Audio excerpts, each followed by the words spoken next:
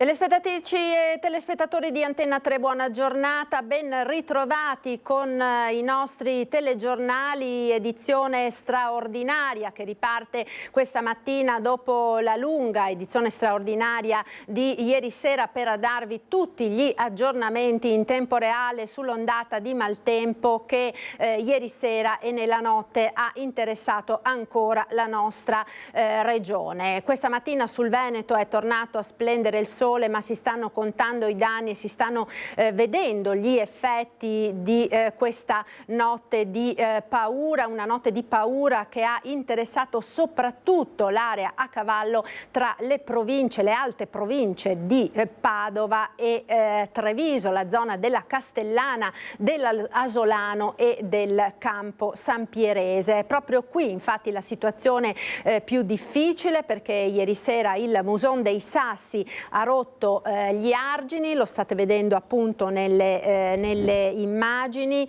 e ci sono parecchie abitazioni isolate. Il fiume Muson dei Sassi quindi è esondato in località Rustega, siamo a Campo Sampiero, per la rottura proprio dell'argine a causa delle forti piogge che hanno interessato la zona dal pomeriggio di ieri. Squadre dei Vigili del Fuoco con soccorritori fluviali, alluvionali dal comando di Padova, di Vicenza, di Belluno e di Venezia si sono portati sul posto, evacuando alcune abitazioni che erano rimaste isolate. In arrivo anche un mezzo anfibio dal comando di Verona e personale e mezzi di pompaggio dai comandi dell'Emilia Romagna. Le operazioni di soccorso vengono coordinate dal comandante provinciale Giuseppe Lomoro. Sono stati disposti anche il raddoppio dei turni nel corpo appunto dei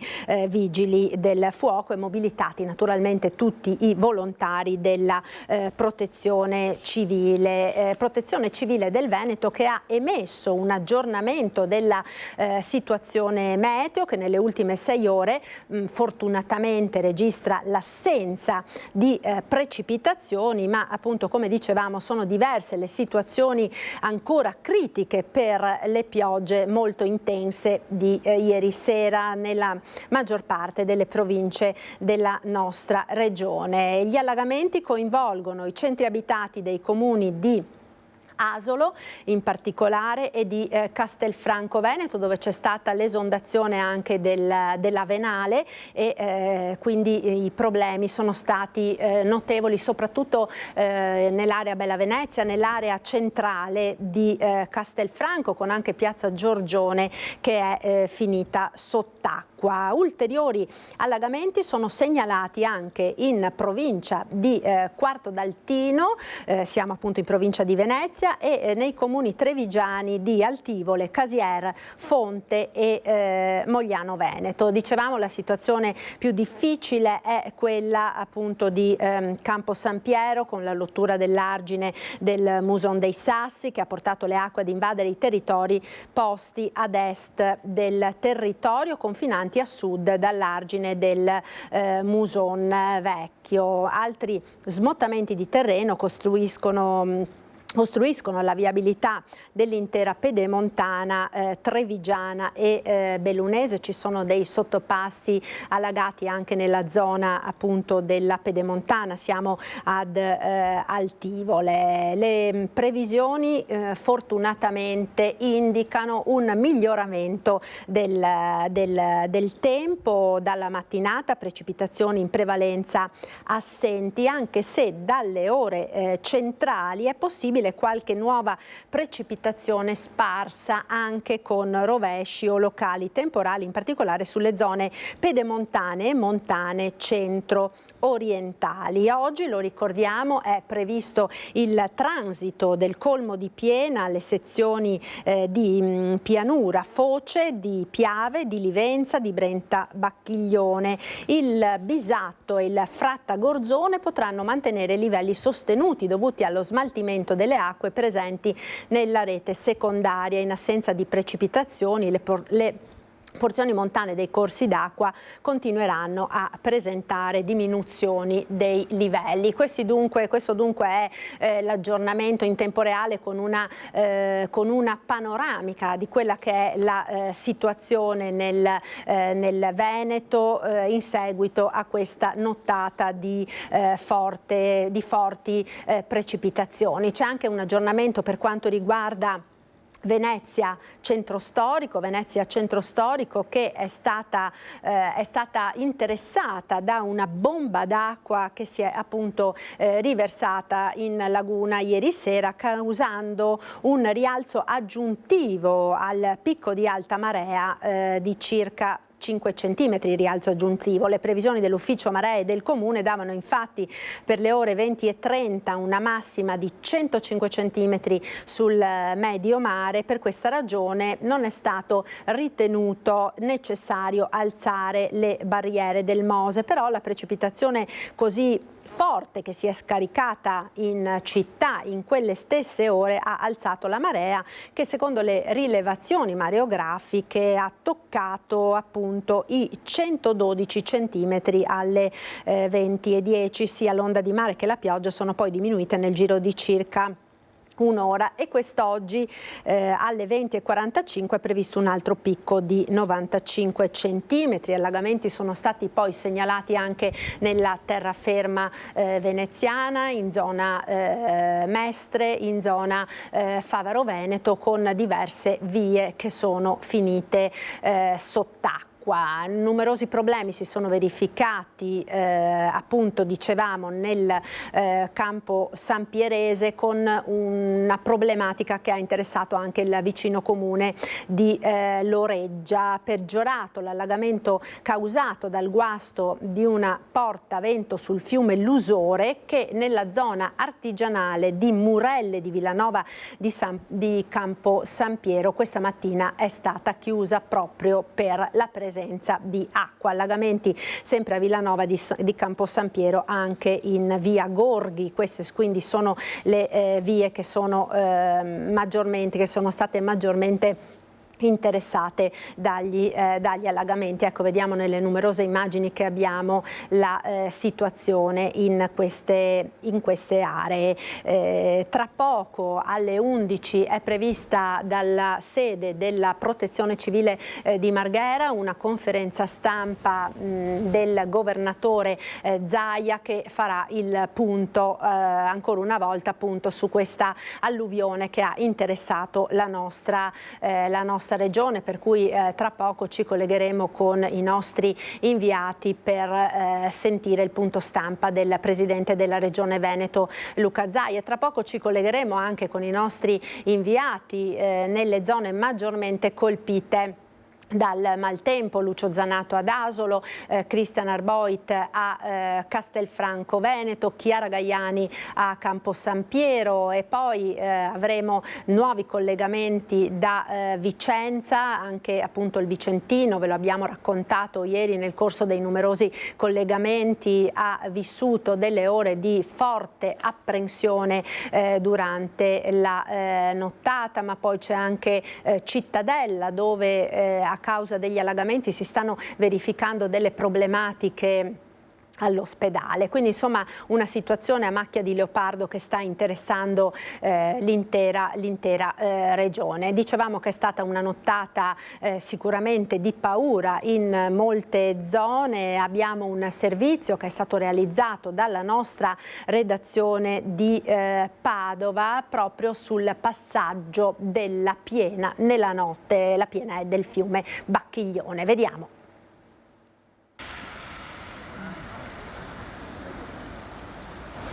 Il colmo di piena del Bacchiglione a Padova ha rispettato i modelli matematici ed è passato dopo la mezzanotte, dopo essere transitato intorno alle 2 a Selvazzano. Nonostante la massiccia portata d'acqua non ci sono state conseguenze gravi. I livelli del fiume restano però alti e dopo le nuove piogge di ieri sera l'acqua da far defluire è ancora molta. Il vice sindaco di Padova insieme agli uomini della Protezione Civile hanno monitorato il fiume fino a notte fonda. Il Genio Civile è riuscita a laminare la piena, aveva valori molto alti a Vicenza, poi anche allungare a Montegalda, però noi siamo qui, abbiamo anche la nostra squadra di protezione civile al fianco della popolazione più esposta. Questa è la golena della Paltana, è il punto più fragile, più esposto al fiume della città. In mattinata la piena è passata a Bovolenta toccando i 7,20 metri e provocando, come previsto, allagamenti nella zona golenale della Ponta, dove già ieri sera sono state evacuate 3 famiglie che lì vivono.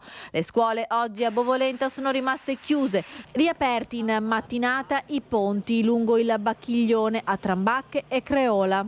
Le condizioni meteo del Padovano sono migliorate in mattinata, ma la violenta pioggia che si è abbattuta intorno alle 20:30 ieri sera con forti raffiche di vento ha provocato la caduta di alcuni alberi in via Facciolati. I vigili del fuoco sono intervenuti per spostare il grosso tronco e liberare la strada da rami e fogliame. Intervento analogo anche in via Colombo in zona Città Giardino. Fortunatamente nessuna persona e nessun veicolo è rimasto coinvolto. Anche ad Albignasego è caduto un albero e il vento ha aperto il tendone di una struttura sportiva. A Padova ancora allagati i sottopassi di via Chioggia, la Mandria, dove ieri sera l'acqua aveva allagato tutta via Carasi, e quello di via Candiano tra la Guizza e Volta Barozzo.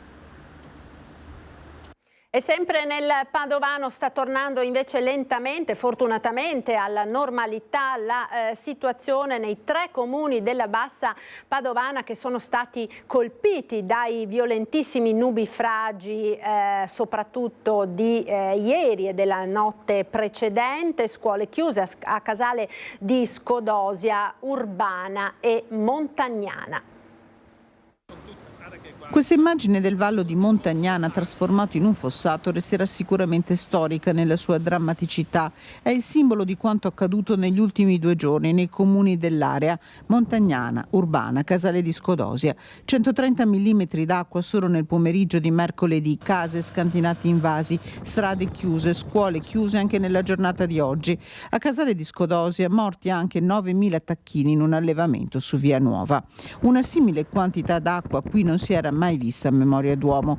Nelle ultime ore le precipitazioni si sono fermate, ma la rete idraulica sta facendo fatica a ricevere l'acqua. Incessante il lavoro di cittadini volontari della protezione civile, sindaci e uffici tecnici comunali con a fianco i vigili del fuoco. A Casale di Scodosia tutte le strade sono state riaperte, a Montagnana alcune restano chiuse. Liberati case e aziende dal fango, adesso inizia la conta dei danni. Aperto lo stato di calamità naturale, i 3 comuni raccoglieranno insieme tutta la documentazione arrivata dai cittadini colpiti. Ecco, un'altra zona nella quale si sono verificati degli allagamenti e dove stanno operando gli uomini della protezione civile è quella di San Biagio di Callalta. Ci colleghiamo con la nostra Anna De Roberto. Buongiorno Anna. Marta, buongiorno. Partiamo con le immagini perché siamo praticamente nella frazione di Roverè. Io sono in compagnia del sindaco Valentina Pillon, che chiedo come di avanzare. Quello che vedete sono le acque del Meolo che ha esondato nella notte, e da questa mattina sono in azione le pompe per liberare. Vi facciamo vedere la quantità di acqua che praticamente ha interrotto la circolazione stradale. Vedete qui nella frazione di Roverè, questa è praticamente la piazza, la circolazione è interrotta. Allora adesso facciamo questa panoramica, ve la facciamo vedere. Ci sono gli uomini della protezione civile che stanno lavorando, e qui con me c'è il sindaco. Allora, sindaco Valentina Pillon, eccoci qua. Facciamo vedere in favore di telecamera così da poter...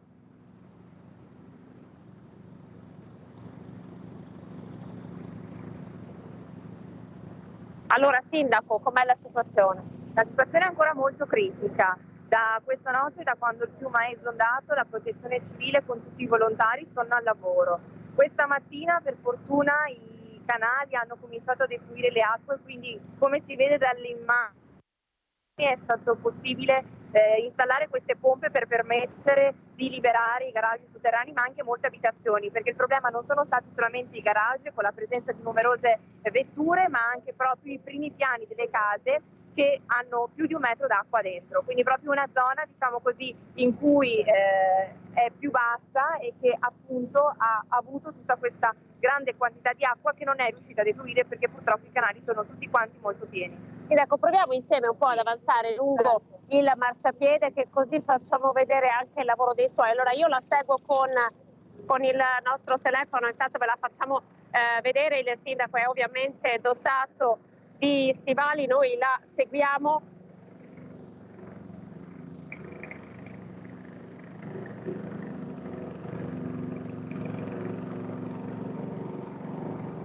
Eccoci qua, allora qua inizia a farsi un po' forte il rumore, guardate, proviamo ad avvicinarci, Marta.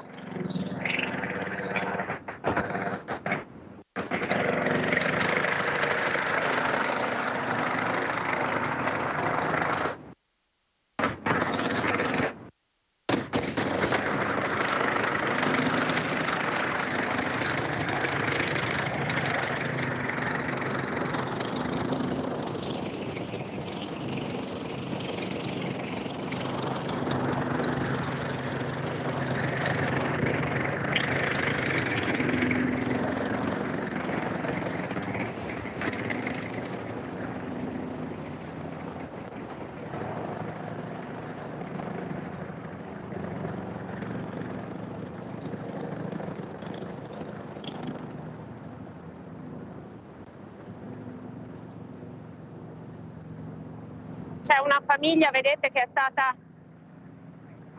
evacuata da questa abitazione.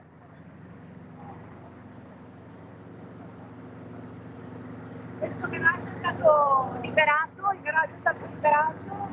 e adesso la protezione civile proteggerà con le abitazioni di via San Nicolò che risultano ancora tutte quante appunto con 1 metro d'acqua, quindi lavoro ancora molto, però con molta pazienza e con l'aiuto di tutti i volontari che ringraziamo per il prezioso intervento, speriamo al più presto di riuscire a liberare le abitazioni. Allora Marta, vi facciamo vedere ancora qualche immagine per darvi un po' l'idea.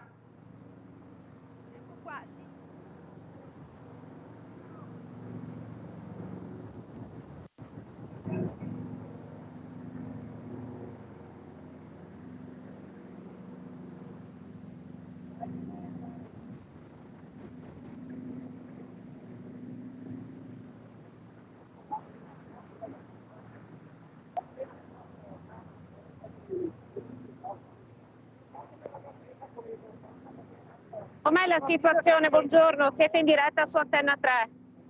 Buongiorno. Stiamo tentando di fare il possibile, ma qua l'acqua è tanta e dobbiamo capire dove portarla per evitare di fare guai più che benefici.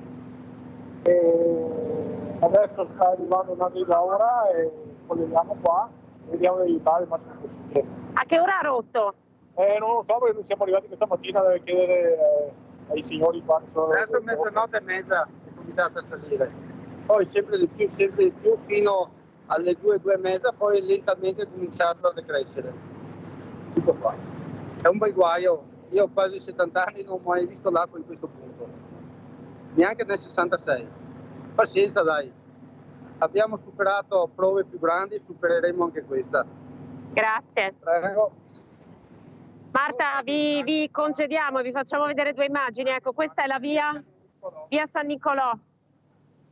Ecco, Queste famiglie Anna, sono tutte bloccate. Grazie Anna per questo collegamento. Qui siamo appunto a Rovarè di San Biagio di Callalta, dove appunto il canale ha rotto gli argini allagando diverse vie, ma ci chiede la linea da Asolo Lucio Zanato. Asolo, che è una delle zone che sono state maggiormente interessate dall'alluvione che ha interessato l'area della Castellana con l'esondazione della Venale e la rottura dell'argine del Muson dei Sassi. Lucio, a te, buongiorno. Buongiorno Marta, buongiorno ai telespettatori di Antenna 3, mi trovo in strada di San Martino, per intenderci è quella che quando si arriva ad Asolo dal Foresto Nuovo all'altezza della chiesa di San Gottardo si gira a destra e c'è tutta la collina praticamente che porta fino all'ex bersagliere. Qui c'è stato un grosso smottamento, come vedete alle mie spalle c'è il sindaco Mauro Migliorini al telefono, mi pare direttamente con il prefetto, perché qui la strada è interrotta. Con lui adesso tra un attimo faremo il punto della situazione, ma volevo dirvi che ho parlato proprio qualche minuto fa con il presidente e il direttore del consorzio Piave, cioè quello che per intenderci gestisce la Venale, e lui mi raccontava come la situazione nel complesso sia stata veramente straordinaria. Pensate che in 3 ore sono caduti 100 mm d'acqua e hanno riempito oltremodo tutti i bacini di laminazione, per intenderci quello di Riese Pio X che tiene 400.000 metri cubi, è pieno fino all'orlo, cioè loro l'hanno riempito finché si poteva, e poi naturalmente l'acqua ha cominciato a scendere verso Castelfranco. C'è il stesso problema che si è venuto a creare qui per quanto riguarda invece il Musone dei Sassi, ma sentiremo il punto tra brevissimo con il sindaco, che mi pare sia addirittura al telefono con il prefetto.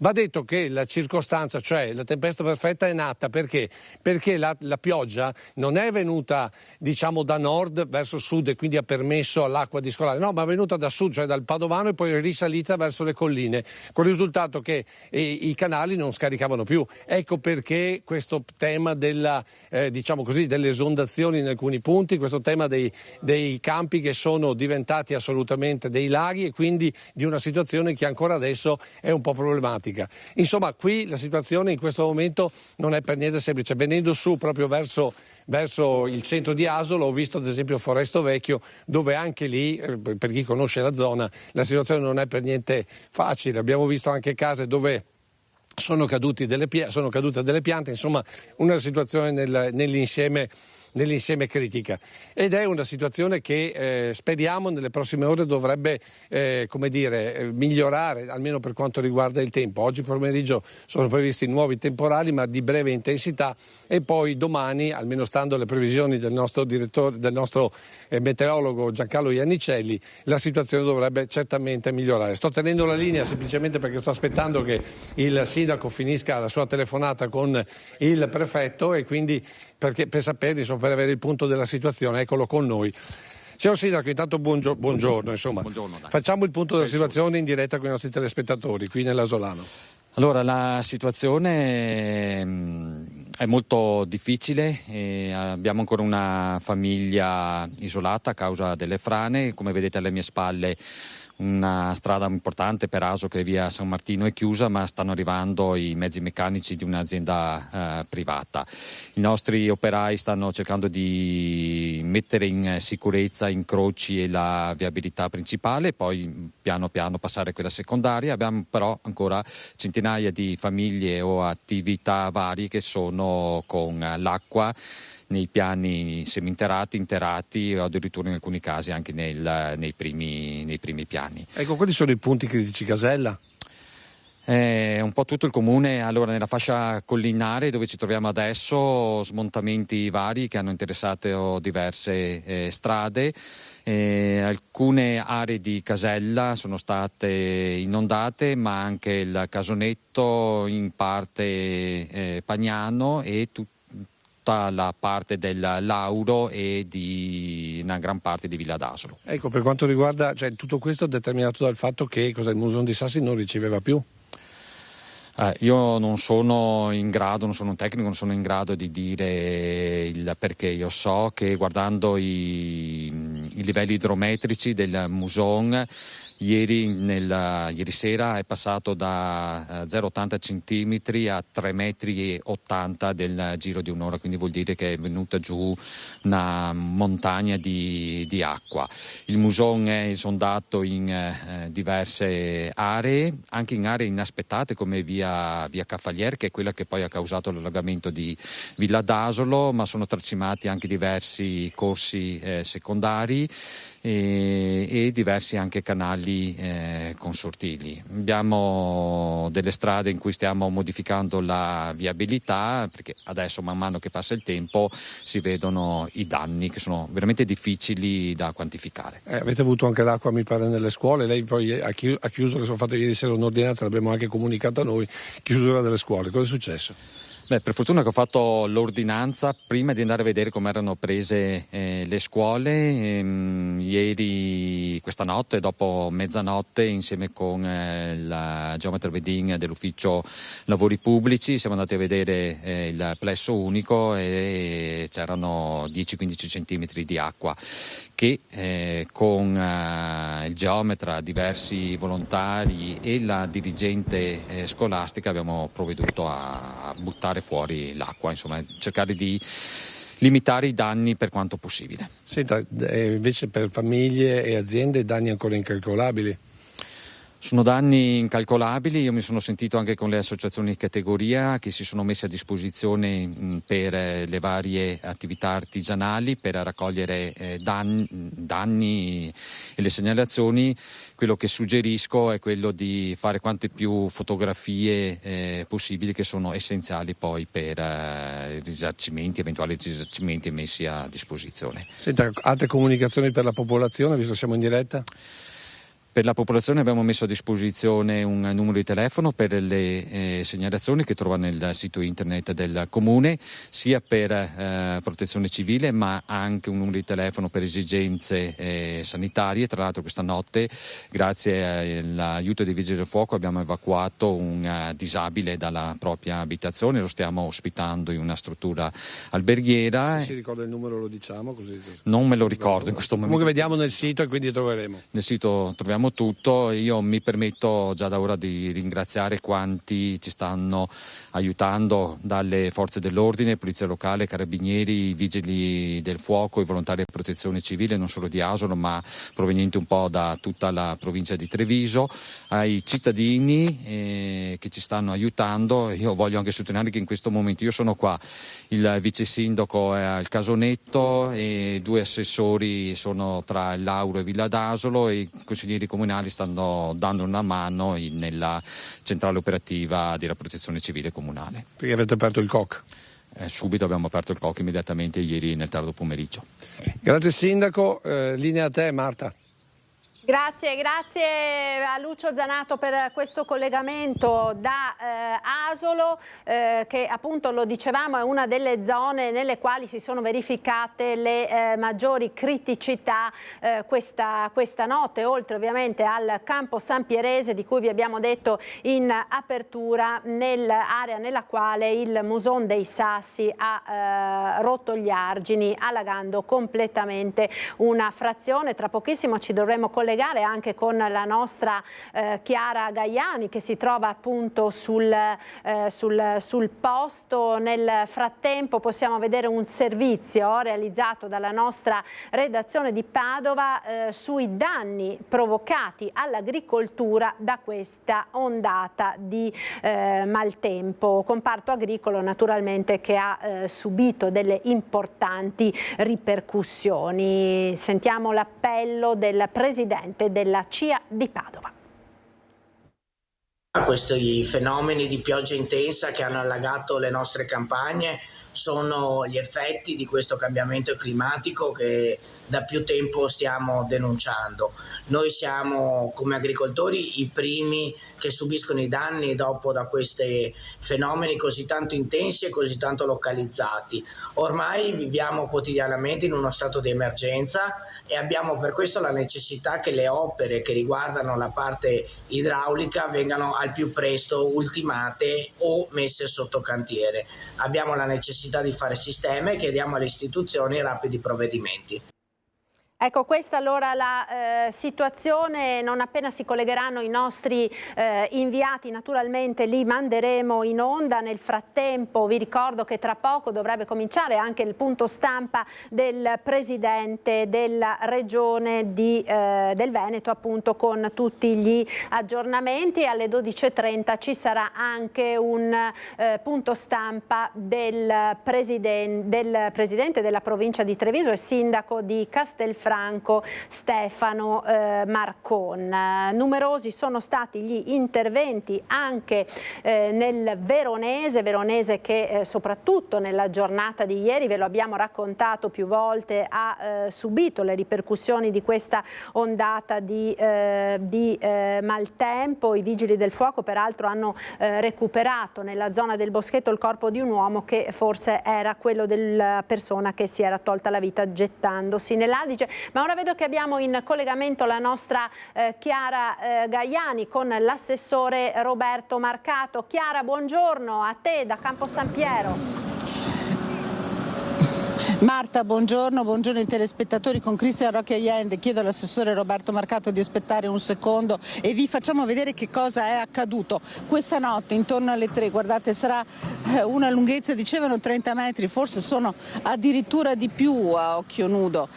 L'argine del Muson qui ha rotto, la direzione che sta seguendo l'acqua è ovviamente da Campo San Piero verso la città di Padova. Una rottura è avvenuta in modo improvviso, ci ha raccontato il sindaco di Campo San Piero che erano in un altro punto lungo l'asta del Muson, più a valle, in una zona in cui c'è un quartiere densamente popolato. A un certo punto hanno visto l'acqua abbassarsi improvvisamente e hanno capito che qualcosa era accaduto. L'argine è franato intorno alle 3, ci sono le ruspe al lavoro, qui ovviamente immediatamente si è aperta l'emergenza, un'emergenza nell'emergenza. Il Muson dei Sassi, assessore Marcato, è davvero un compagno di viaggio molto difficile per tutti i comuni lungo la sua asta e per l'intera Alta Padovana e non solo. Sì, soprattutto quando abbiamo precipitazioni come queste che sono eventi catastrofici. Forse se la regia mi apre l'audio riesco a parlare con Chiara Gaiani. Ti sento Marta, ti Chiara, sento. perdonami, vi dobbiamo interrompere perché è iniziata il punto stampa del presidente Zaia che sta dando delle comunicazioni importanti alla popolazione. Ci rivediamo subito dopo con te, Chiara. Grazie. Andiamo a Marghera, alla sede della Protezione Civile, dove c'è il presidente Zaia. È una contabilità che ci dice che sono state chiuse tratte ferroviarie, che voi sapete, le abbiamo citate anche ieri, la Vicenza Schio, Vicenza Grisignano, molto altro. La Pedemontana, ve lo annuncio in questo momento mentre vi sto parlando, il tratto Lori-Ariese, scusatemi, il Tivoli-Ariese, in una galleria ha avuto un allargamento, quindi si sta recuperando la situazione, ci vorrà ancora qualche ora. E in generale movimenti franosi da paura, nel senso che la collina, soprattutto trevigiana, è stata martoriata, ma non solo, allagamenti diffusi in Veneto e soprattutto va detto che le rotture arginali, ad esempio quelle più importanti, questa notte alle 4 qualcosa si è rotto l'argine a Campo San Piero, quando mi hanno mandato in diretta la geolocalizzazione, vado sulla mappa e vedo che a sinistra c'è tutto l'abitato di Campo San Piero, anzi a destra, e a sinistra sono campi. Ho detto, chiamo e sento, incrocio le dita, per fortuna, ma sarà stato un disastro, ha rotto da parte dei campi. Ciò nonostante anche Campo San Piero ha avuto problemi, abbiamo avuto in ospedale, l'ospedale di Campo San Piero, il centro di sterilizzazione che è al piano interrato, il centro di sterilizzazione è fondamentale, significa sale operatorie per noi, è stato allagato ma è già recuperato, è già tornata in funzione l'autoclave e i macchinari, così vale per Cittadella che ha avuto un minimo allagamento, ci sono anche delle immagini dell'acqua che entra e scende dalle scale, quindi piani interrati fondamentalmente. E in generale Castelfranco, Asolo, fiumi come Muson, Avenale e molto altro ancora.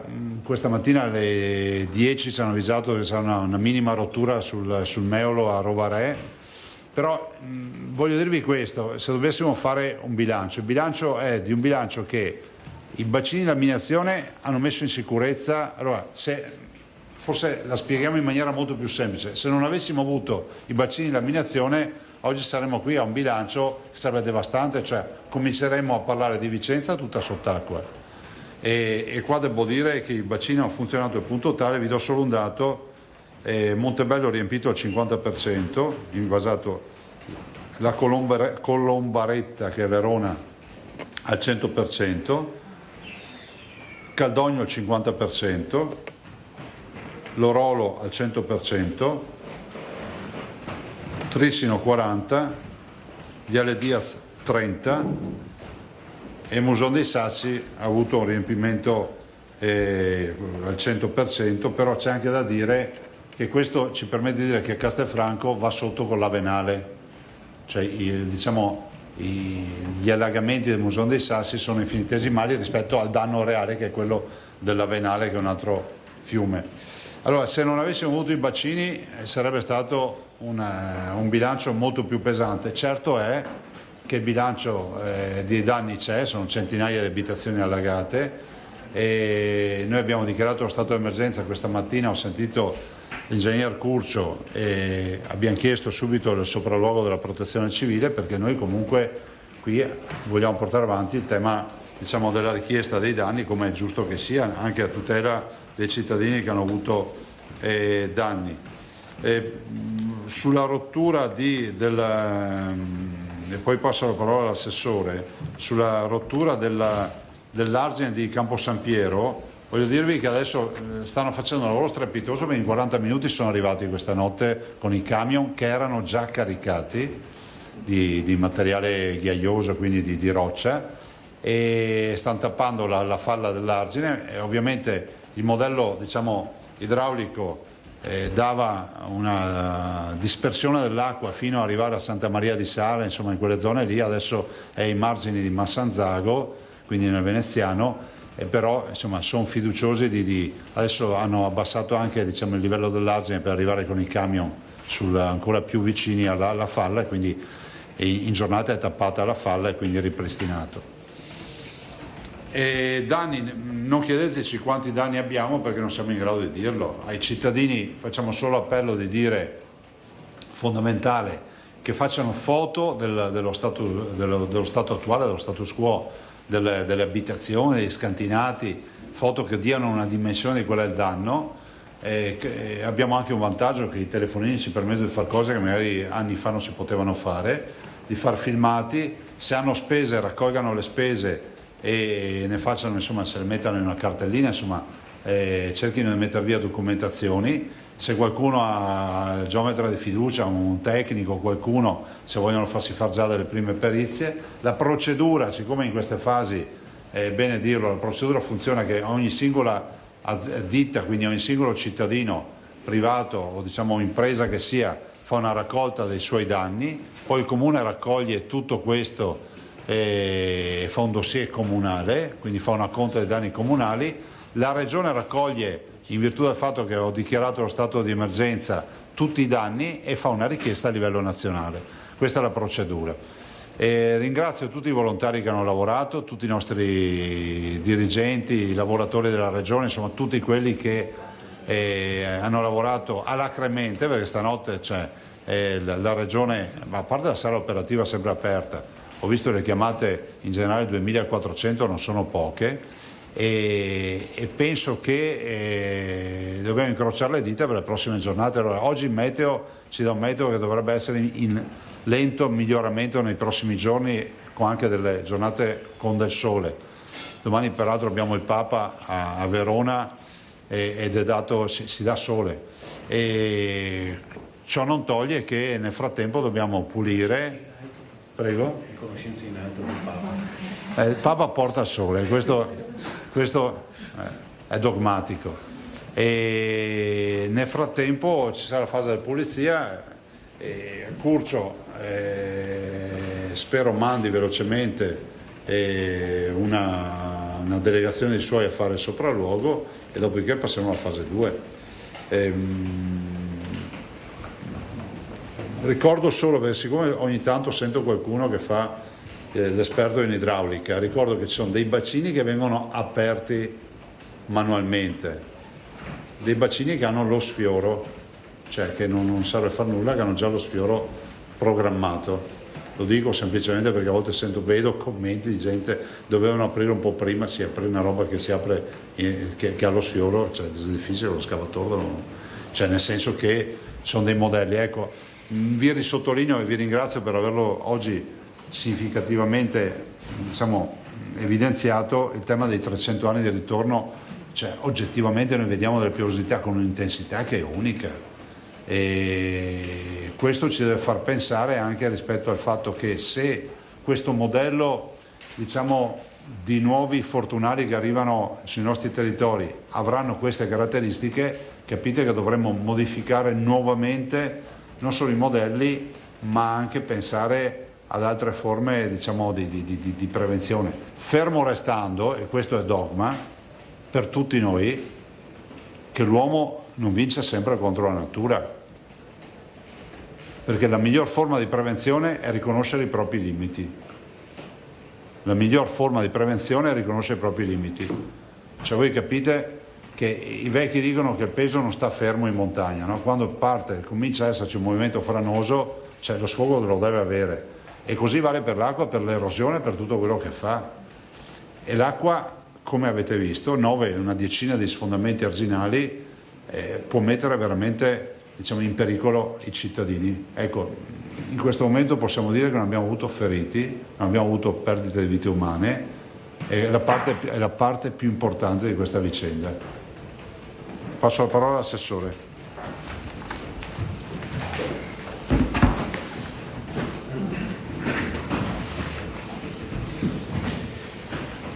Oltre a quanto è già stato detto, sottolineo non solo la tempestività dell'intervento di questa notte sul Musone dei Sassi, che è stato visto l'intervento pressoché immediato da parte del Genio Civile di Padova nella fattispecie, ma sottolineo anche la tempestività degli interventi che sono stati messi in campo a seguito delle rotture arginali nella provincia di Vicenza e nella provincia di Verona nelle giornate ieri, perché ieri sono stati sistemati tutti gli argini che avevano avuto rotture arginali. Sottolineo anche la tempestività di intervento dei 1501 volontari di protezione civile e ovviamente dei 250 vigili del fuoco, più o meno, mi diceva il direttore interregionale, circa 250, poi dopo il numero preciso magari lo darà lui, che provenienti da tutte le province del Veneto, che sono scesi in campo immediatamente. Nel giro di pochissimi minuti erano in campo, sono in campo tuttora, e con il nostro coordinamento, quindi un'attività che insomma è particolarmente complessa, perché stiamo parlando di decine e decine di organizzazioni di volontariato che sono scese in campo. Diciamo che le previsioni meteo appunto ci stanno aiutando in questa fase, nel senso che avremo qualche precipitazione localizzata fino a martedì, poi martedì ci sarà un altro evento che però dovrebbe essere decisamente inferiore come potenza rispetto a quello che è accaduto nelle ore scorse. Poi ci sono segnalazioni puntuali, tipo ad Asolo e Castelfranco abbiamo avuto parecchi danni, e pensate che ad Asolo abbiamo registrato quasi 42 mm di pioggia in mezz'ora, e a Castelfranco oltre 80 mm di pioggia in poco più di un'ora e mezza, anzi in poco meno di un'ora e mezza. Quindi sono numeri particolarmente importanti. Questo è accaduto ieri sera. Ad Asolo ci sono state 15 persone isolate questa notte. Il sindaco mi ha avvisato tempestivamente, abbiamo attivato tutte le procedure, nel senso che erano tutte raggiungibili, stavano tutte bene, però dico banalmente, no, poi a volte non si pensa alla mole di lavoro che c'è qui, quindi ringrazio tutte le nostre strutture. Se ci sono 15 persone isolate e stanno tutte bene, non è che noi stiamo fermi, nel senso che è stato attivato il soccorso alpino, perché qualora una di queste persone avesse avuto qualche problema sanitario, insieme al suo 118 bisognava raggiungerle. E quindi insomma è un esempio per dire che dietro a ogni segnalazione c'è un'attività molto rilevante di organizzazione e di gestione dell'emergenza che ripeto è stata assolutamente tempestiva, e quindi ringrazio tutte le nostre strutture. Poi abbiamo avuto anche un problema, un allevamento in provincia di Padova con 10.000 tacchini che sono morti, perché l'allevamento è stato invaso dall'acqua, ma insomma questo è uno degli esempi dei danni. Abbiamo in provincia di Padova alcuni cittadini nella zona del Campo San Pierese che ha chiesto di spostarsi dalla propria abitazione, però l'ha chiesto volontariamente, non ci sono ordinanze di sindaci eccetera, l'ha chiesto volontariamente perché ovviamente hanno il disagio di avere la casa allagata, ma quindi si stanno spostando, però come è accaduto anche nel Vicentino, ieri sono rientrati tutti nelle proprie abitazioni, insomma, ecco, quindi ci sono stati supportati nell'azione di svuotamento degli scantinati, degli interrati eccetera, e ieri sera erano tutti nelle proprie abitazioni. Sì, allora dopo aver sistemato la rottura arginale faccio presente che insomma, il muson ha ancora una certa portata, quindi l'acqua ha una certa velocità anche in quel tratto lì, quindi non è un'operazione semplice chiudere la falla di un argine. Dopo aver chiuso la falla stiamo montando le idrovore per poter ributtare l'acqua lì dentro e anche con delle manovre idrauliche. Adesso non sto a entrare nel dettaglio, con spostamento di portate d'acqua dal muson al muson vecchio, insomma una serie di azioni idrauliche che servono appunto a ridurre gli effetti delle portate che sono ancora in corso. I colmi di piena stanno transitando, i principali corsi d'acqua stanno transitando lungo i tratti medi e terminali verso la foce. Anche il Sile ha un livello piuttosto alto, quindi qualche problema ci viene segnalato da Silea, insomma dalla zona che è attraversata dal Sile, però diciamo che il peggio è passato, insomma, ecco. Domande ragazzi? Buongiorno Angela, Federica Gazzettino. Volevo chiedere, per la pedemontana, rispetto al problema che c'è stato in quella galleria, significa che il transito è interrotto in questo momento e se sì... In questo momento è stato ripristinato un senso, una corsia, verrà ripristinato lo status quo, verrà ante ovviamente allagamento, verrà ripristinato penso che nel giro di qualche ora. Comunque l'infrastruttura non è chiusa in questo momento. In entrambe le direzioni quindi il problema? Sì. Però è stata ripristinata da subito una corsia, dopodiché staranno pompando fuori l'acqua, immagino. Stiamo parlando di una galleria, quelle gallerie, quelle brevi che trovate sono i micro viadotti, per capirci, il Altivo Riese per localizzarlo. Altro? Allora, volevo chiedere se ci sono delle persone evacuate, perché mi risulta due persone ma definite nel senso a Casale sul Sile, ce ne sono due che sono state portate poi in una struttura messa a disposizione dal comune, non sono ancora rientrate. Ci sono altre persone che ancora non sono rientrate? Come dicevo prima, ne abbiamo diverse che hanno chiesto anche loro di spostarsi. E dove sono? Nella zona del Padovano principalmente, per riferimento alla rottura regionale, quella di Campo San Piero. Però come anche ieri sono usciti di casa nel momento in cui avevano l'acqua dentro, poi non sono entrati entro la sera, insomma. Quindi non ci sono. Non abbiamo sfollate. Esatto, sfollate. L'altra cosa l'assessore prima ha anche detto che non c'è neanche giuridicamente, cioè non abbiamo ordinanze dei sindaci. E l'altra cosa volevo chiedere, ho visto che c'è stato un problema con la tracimazione delle fogne vicino al petrolchimico e quindi l'acqua aveva segnalato dei problemi di bruciore agli occhi, queste cose ci può spiegare per favore? Allora, io ho citato i numeri di Castelfranco e di Asolo ieri sera di precipitazioni, ma anche qui, fra l'altro io ero qui, quindi l'ho vista in diretta, anche questa zona è stata investita da precipitazioni rilevantissime sono state le 8 di ieri sera, ho perso un po' la cognizione del tempo, e ovviamente hanno interessato anche il petrolchimico. Quindi c'è stata una quantità d'acqua notevole che ha investito l'impianto, c'è stato uno sversamento di sostanze, di idrocarburi, e quindi si sentiva anche l'odore fondamentalmente. Tenete presente che il petrolchimico ha avuto questo fenomeno che ha messo in crisi il depuratore e quindi non il depuratore non era in grado di smaltire tutta l'acqua che arrivava, visto la quantità notevole. Però tenete presente che il petrolchimico è dotato di vasche di contenimento che hanno contenuto la sostanza, cioè non è andata dispersa questa acqua sporca di idrocarburi, e quindi adesso che il depuratore sta riprendendo a funzionare viene smaltita esattamente come accade in qualsiasi altra giornata dell'anno. Ovviamente ieri sera si sentiva l'odore, però io non ho contezza di ricoveri in ospedale o di cose di questo tipo. Sono stati fatti i campionamenti dell'aria e gli esiti, ovviamente sapete che ci sono le 48 ore canoniche del tempo di laboratorio, non è che ci sia qualcuno che sta dormendo, perché ci sono i reagenti che devono reagire, eccetera eccetera, quindi domani saranno pubblicati sul sito di ARPA i dati che sono stati rilevati dal rilievo che è stato fatto ieri sera. Posso chiedere una cosa? Se ci dà per favore il livello dei fiumi, portate una sedia.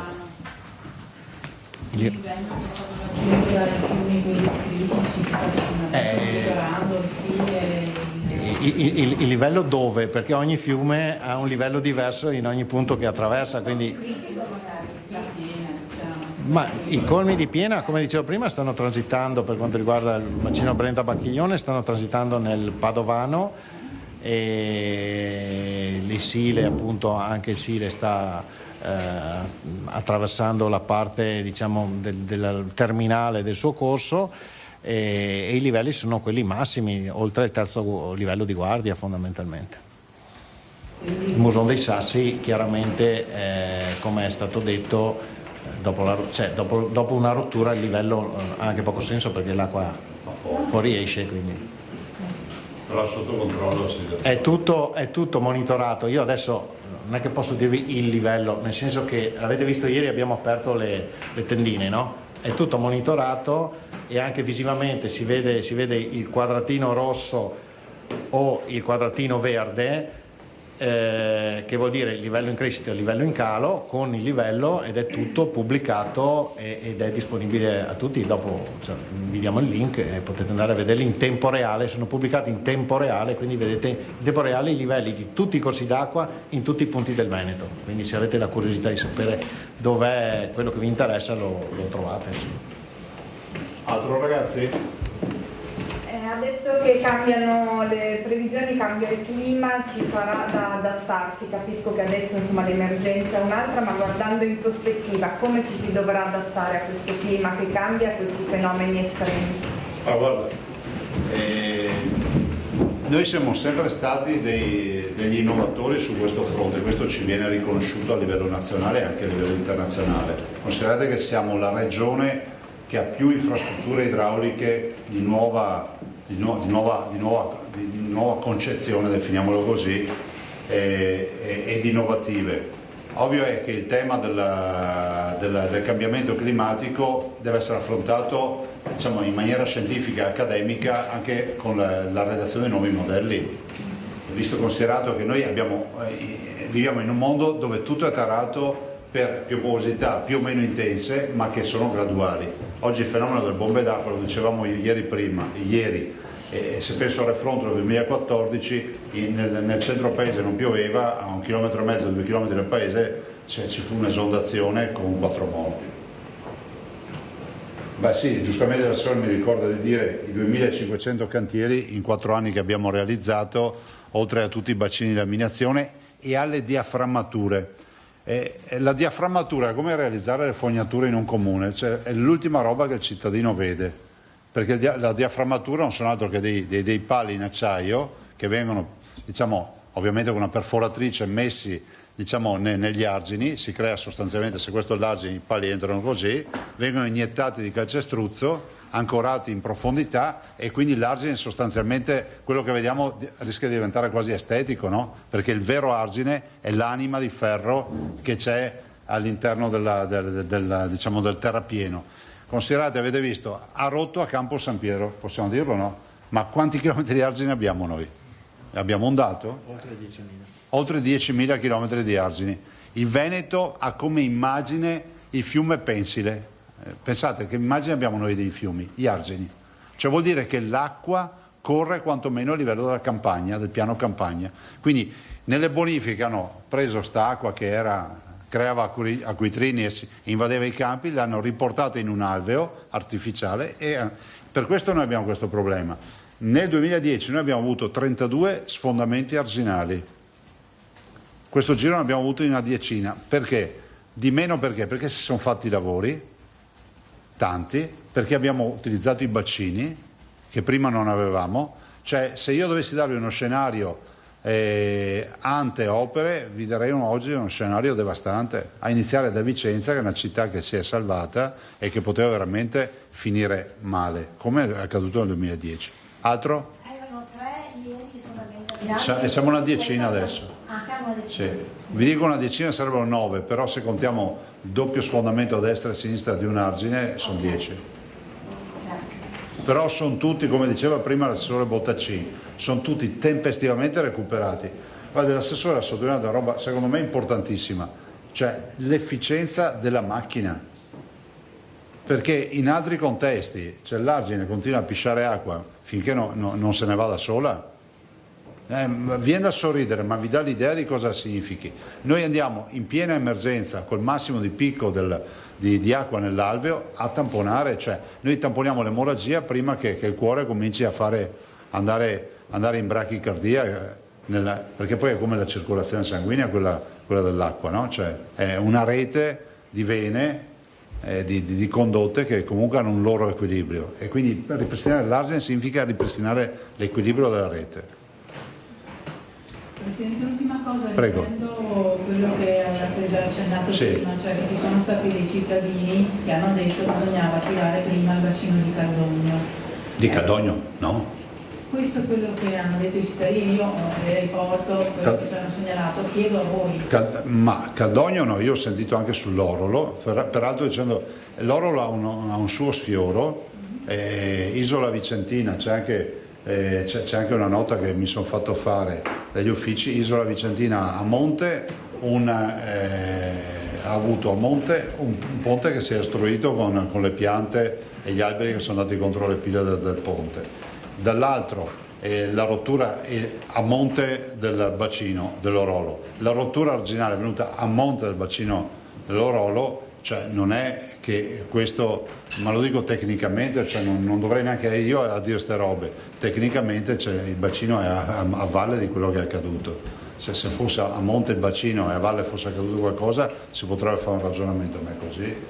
Però direi, allora ci sta che vengano dubbi, però queste non sono scelte politiche, non è che ci mettiamo lì con il sudoku a decidere cosa fare. Cioè, sono scelte dei tecnici, sono modelli e sono gli stessi tecnici che sono stati ringraziati anche nell'ultima alluvione perché è passata da noi facendoci fare un percorso netto. Cioè, insomma, direi che noi ci fidiamo di tutto lo staff che lavora, che programma, che progetta, e dopodiché se qualcuno ha la bacchetta magica si faccia vivo e ci spiega come usarla e abbiamo risolto i problemi. No, volevo solo semplicemente dire che i bacini sono stati aperti correttamente, quelli manuali, visto che è stato citato Caldogno, che non ha nessuna influenza su un'altra asta perché è su un altro corso d'acqua rispetto all'Orolo, esatto. E quindi non c'entra niente con Isola Vicentina. Tanto più che, come ha detto il Presidente, il bacino sull'Orolo è a valle rispetto a Isola Vicentina, quindi i bacini di laminazione non hanno avuto alcuna influenza. Ma al di là di questo sono stati gestiti in maniera assolutamente corretta anche quelli manuali, prova ne è il fatto che Vicenza non sia allagata. I bacini di laminazione, come dico sempre, io mi rendo conto che l'idraulica sia un po' complicata, vanno aperti immediatamente prima che il fiume esondi. Aprirli prima ne abbiamo parlato ieri. Ieri ci avete chiesto, ma se i bacini sono pieni e piove ancora, cosa fate? Questo sarebbe stato un problema. Se io riempio i bacini molto prima, poi quando il livello del fiume arriva quasi al massimo non ho più spazio per parcheggiare l'acqua in più. Quindi vengono aperti immediatamente prima che il fiume esondi. Non mi pare che a Vicenza sia esondato, è arrivato effettivamente al livello massimo, 6,04 se non ricordo male, ma non è esondato e quindi la gestione dei bacini di laminazione è stata tecnicamente corretta. Sì, ma in maniera oggettiva, cioè voglio dire, non è che è discutibile. abbiamo l'obbligo di difendere il lavoro di tutti gli ingegneri, i tecnici che ci lavorano, che c'è gente che è 2 giorni che non va a letto, ragazzi. Mi ricordate i 2 attivati a mano? Scusate. L'Orolo, no, a mano no, Caldogno Caldogno è attivato manualmente. e Montebello, gli unici 2. Ti fa un focus su un bacino a Diaz, perché quello dovrebbe essere a Sfioro, Sì. sono state aperte invece le paratie tra l'altro. No, è a Sfioro. È innesco naturale il Diaz. Però ci risulta che abbiano No, hanno aperto lo scarico in via emergenziale perché uno potrebbe dire ma allora lo Sfioro che è fisso non funziona. Non è che non funziona, perché i tecnici ci spiegano che dipende anche dall'onda che prende il flusso d'acqua, e quindi sì, perché il flusso d'acqua non è che va via piatto, e quindi hanno deciso di aprire dallo scarico per scolmare di più, tutto qua. Ce l'ho proprio spiegato tecnicamente. La Vicenza non si è pagata, questo è il no?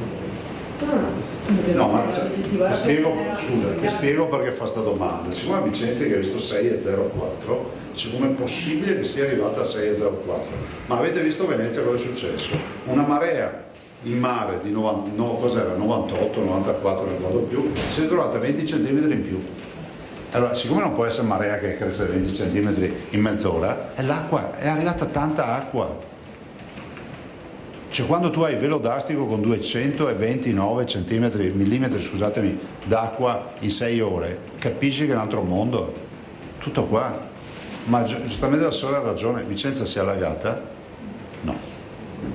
Ha avuto però per la rete fognaria, sì, per la rete sì. No, ma è la rete fognaria. E la rete fognaria non è esondato il Bacchiglione. E la rete fognaria è collegata alla precipitazione piovosa. Se piove tanto la rete fognaria deve essere in grado di smaltire tutta l'acqua che se fa... Che è la zona stadio. E ogni volta si allaga. Ma no, quello che appunto diceva il Presidente era giusto, nel senso che c'era proprio l'impressione di vedere l'impressione è l'impressione. Non è l'impressione, può stare qui il Bacchiglione che in città è come giustamente era stato riempito. Giustamente il mio collega ingegnere mi fa notare, è come il lavandino, funziona come il lavandino lo Sfioro, no? Cioè voi lasciate l'acqua aperta col tappo chiuso, no? E il lavandino cresce, vi fa impressione perché dite, cioè adesso mi esce l'acqua e mi invade tutto il bagno. No, perché c'è il buchino sotto il rubinetto e quello è lo Sfioro.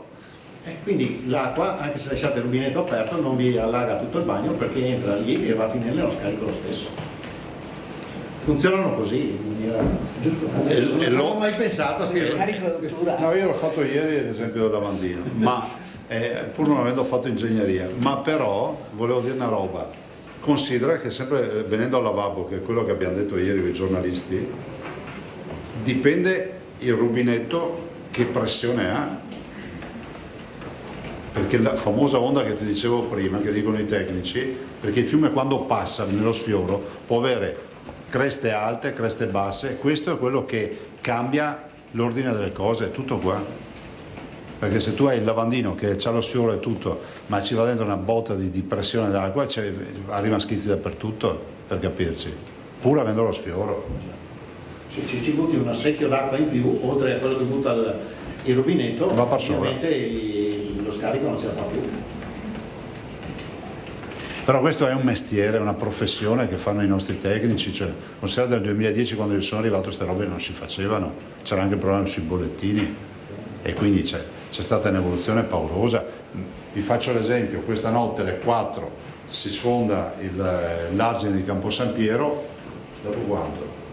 5 minuti, 4 minuti, arriva il WhatsApp, ve lo faccio vedere, con già tutto il modello che ci dice dove arriverà l'acqua e quindi sapevamo già che sarebbe arrivata a Massanzago, a Santa Maria di Sala per ultima, piuttosto che non sai che se fai robe a caso, cioè il rabdomante funziona, ma in questo caso bisogna farlo al contrario, il rabdomante. Altro ragazzi? Allora, intanto grazie di cuore a voi perché ci avete veramente aiutato nell'ultima, da ieri a oggi, con i vostri articoli, ovviamente i servizi televisivi, radio e tutto, ci avete dato una gran mano. Ve la chiediamo ancora sul fronte ovviamente di essere sempre prudenti, perché gli argini sono come delle spugne piene d'acqua adesso, da farsi le passeggiate per capirci. State distanti dagli argini, ditelo ai cittadini, perché noi non sappiamo se ci sarà un'altra rottura arginale da stonfo, per capirsi. Vi ricordo nel 2010 addirittura abbiamo avuto argini che sono traslati, non si sono rotti, hanno fatto così.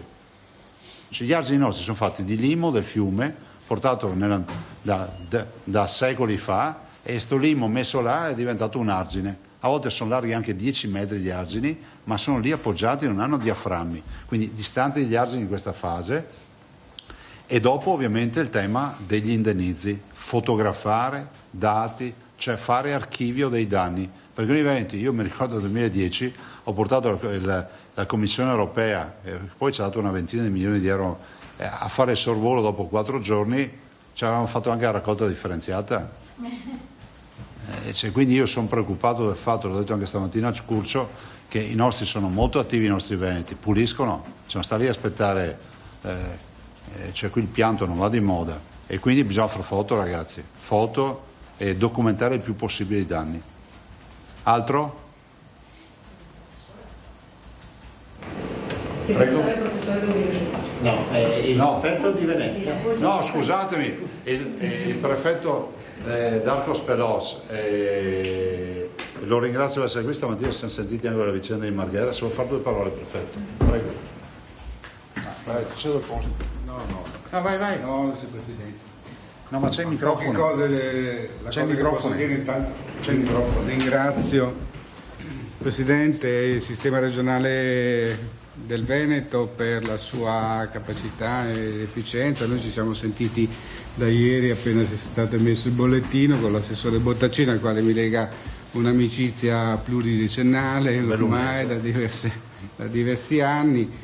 Siamo intesi sempre su tutte le cose, e poi abbiamo riunito il CCS nell'immediatezza della comunicazione, siamo stati in contatto con gli amministratori locali, abbiamo sentito tutti i sindaci nella giornata di ieri e abbiamo cercato di monitorare quello che era l'aspetto che è di competenza del prefetto, eventualmente il soccorso alle popolazioni. Insomma, da questo punto di vista sia il sistema regionale del Veneto che il Corpo Nazionale dei Vigili del Fuoco, tutte le amministrazioni dello Stato hanno lavorato all'unisono. Insomma, io direi che la cosa più pregevole di questa regione è la capacità di fare squadra, di stare tutti riuniti intorno ad un unico obiettivo, che è quello del benessere delle nostre popolazioni. Quindi io ringrazio la Regione Veneto, devo dire la verità, mi trovo a mio agio soprattutto con i dirigenti, no? Anche Luca Suppelsa, con il quale ci siamo sentiti costantemente ieri, l'assessore, poi stamattina nuovamente il Presidente. C'è stato questo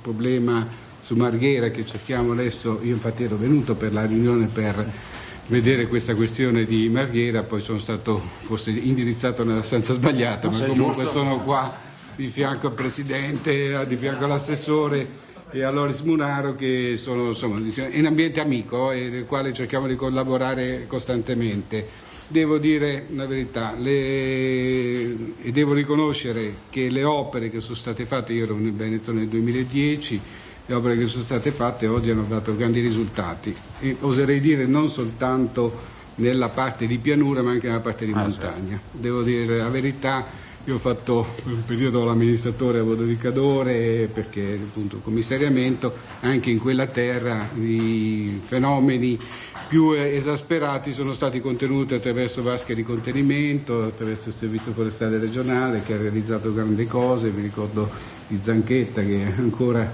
mi tiene aggiornato su tutte le cose che sono state fatte, che in qualche maniera sono state di grande salvaguardia per il territorio. L'ultima cosa, per quanto riguarda gli eventi sono davvero straordinari. La mia precedente esperienza in altre regioni di questa nazione mi portano a dire che non c'è più un modello che può essere attuato, e che quindi questo modello è sicuramente quello che ci dà una proiezione dell'evento meteorologico, perché gli eventi meteorologici si sviluppano alle diverse latitudini della nostra nazione in maniera improvvisa, repentina, e hanno delle caratteristiche davvero travolgenti, per cui soltanto un sistema efficiente che lavora sulle 3 fasi, che è quella della precauzione e della predisposizione dei modelli, dall'altra parte quella della predisposizione delle infrastrutture, può dare alcune delle risposte, ma non siamo in grado, secondo me, in questo momento di affrontare con dei modelli matematici che sicuramente sono approfonditi, dei fenomeni che sono in continua evoluzione, cioè non c'è un punto d'arrivo, dobbiamo soltanto ragionare in termini di adeguamento costante di quelli che sono i fenomeni che ci troviamo ad affrontare, bisogna accompagnarli. Cioè, io ho sentito qualche commento che diceva ma il modello che è stato presentato non è adeguato, il modello è assolutamente, secondo il mio punto di vista, super adeguato in relazione a quelli che sono i dati di cui siamo a conoscenza. Grazie. Altro ragazzi? Grazie mille per essere venuti, grazie. Ecco, allora si chiude la conferenza stampa del Presidente Zaia. Avete sentito questa panoramica sulla situazione in Veneto in seguito a questa ondata di maltempo che ha interessato la regione, con ancora forti precipitazioni nella serata e nella notte, precipitazioni che hanno determinato la rottura in diversi punti di argini. La situazione più difficile è quella che si è verificata a Campo San Piero con la rottura dell'argine del Muson dei Sassi, e proprio a Campo San Piero torniamo con la nostra Chiara Gaiani. Buongiorno Chiara. Sì Marta, buongiorno, ci ha raggiunto il sindaco di Campo San Piero, che ringraziamo, Katia Maccarrone. Le immagini ve le avevamo fatte vedere qualche minuto fa, spaventose e terribili. Adesso Cristian Roccaiende ci tornerà, come tornerà, e lo pregherei di farlo subito prima di dare la parola al sindaco, sul lavoro impressionante che stanno facendo gli operai, gli addetti di questa ditta, che stanno facendo delle manovre incredibili su un argine strettissimo, tra l'altro frollo perché inzuppato d'acqua. Non so se si riesce a capire dove è arrivata l'acqua questa notte, dove tutte le ramaglie e le erbacce sono semi abbattute, quindi quasi al limite, e stanno appunto buttando sassi, pietroni enormi per riuscire a chiudere la falla che è ancora aperta con l'acqua che scende da monte. Sindaco Katia Maccarrone, lo dicevamo proprio pochi minuti fa. L'argine del Muson è stata sempre la sua preoccupazione, è la preoccupazione quando piove tanto, l'incubo è diventato purtroppo realtà. Purtroppo sì, questa volta l'incubo si è trasformato in quello che non pensavamo. Siamo abituati un po' a convivere, ma ogni volta fa paura, perché il Muson ha una capacità di portata d'acqua impressionante e una velocità dell'acqua che fa veramente paura. Comunque noi avevamo come sempre controllato soprattutto i punti più delicati, quelli più critici, dove ci sono i ponti, dove ci sono gli innesti, e stava sfiorando il limite l'acqua, e poi a un certo punto improvvisamente qui è accaduto il fatto per cui ha ceduto l'argine sul lato sinistro, lato est. Non è il lato con il maggior numero di abitazioni, però ci sono parecchie case anche qui e persone che tra l'altro non è la prima volta che subiscono le conseguenze degli allagamenti, perché anche quando ha rotto a Loreggia in passato l'acqua poi è arrivata da queste parti, per cui sono anche stanchi di subire queste situazioni così pesanti. Lei non ha firmato ordinanze di evacuazione, ma questa notte alcune persone avevano proprio paura. Sì, siamo passati con la protezione civile ad avvisare dell'emergenza e naturalmente abbiamo chiesto qual era la situazione, hanno chiamato molto attraverso anche il 115 che ha dirottato sul posto le richieste. Ringrazio i vigili del fuoco che si sono veramente adoperati con professionalità, anche con i mezzi che loro possono avere a disposizione, cioè con i gommoni, per andare a recuperare queste famiglie o anche qualche persona anziana che aveva un livello dell'acqua piuttosto alto, perché in alcuni punti l'acqua, essendo tantissima quella che si è riversata nel momento di massima piena, è stata parecchia, quindi livello piuttosto alto. Stanno tutti bene, purtroppo i danni ci sono in alcuni casi e qualcuno ha avuto qualche problema di paura, di ansia, qualcuno ha avuto bisogno del 118, ma niente di particolare. Ora la sfida è quella di cercare di chiudere più in fretta possibile questa falla che continua a mandare acqua in questo bacino enorme che si è creato, e poi di favorire lo svuotamento di questo bacino con delle idrovore molto potenti che posizioneremo riversando l'acqua nuovamente sul Musone dei Sassi. Ecco, lo dico anche da cittadina di quest'area, scuole chiuse, la comunicazione è arrivata alle 7:30 di stamattina. A Campo San Piero c'è anche uno dei più importanti istituti scolastici superiori della provincia, più di 2000 studenti, lei li ha dovuti lasciare tutta a casa? Purtroppo sì, mi sono consultata anche con i dirigenti scolastici naturalmente, ci abbiamo pensato un po', però alla fine, vista l'evoluzione generale che era molto incerta, perché oltre a questa che è la principale problematica, in realtà c'è tutta la rete anche minore, diciamo così, che è assolutamente satura, per cui ci sono strade che si stanno allagando, che stamattina continuavano sempre più ad allagarsi nonostante non piova da ore. In realtà Muson Vecchio, Vandura, Tergolino crescono e quindi l'acqua non scorre via, per cui non ci siamo sentiti di far muovere gente, di metterli a rischio, e abbiamo concordato di oggi dare una chiusura alle scuole.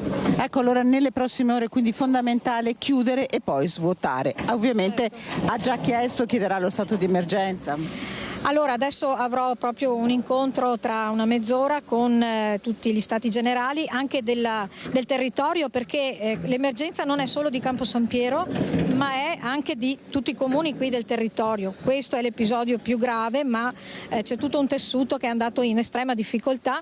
Con il coordinamento della federazione e del comando abbiamo coordinato gli interventi, e quindi faremo il punto anche con la prefettura e vedremo quali azioni attivare. Allora io direi che la lasciamo andare, sindaco, intanto grazie. Marta, da qui per ora ti restituirei la linea.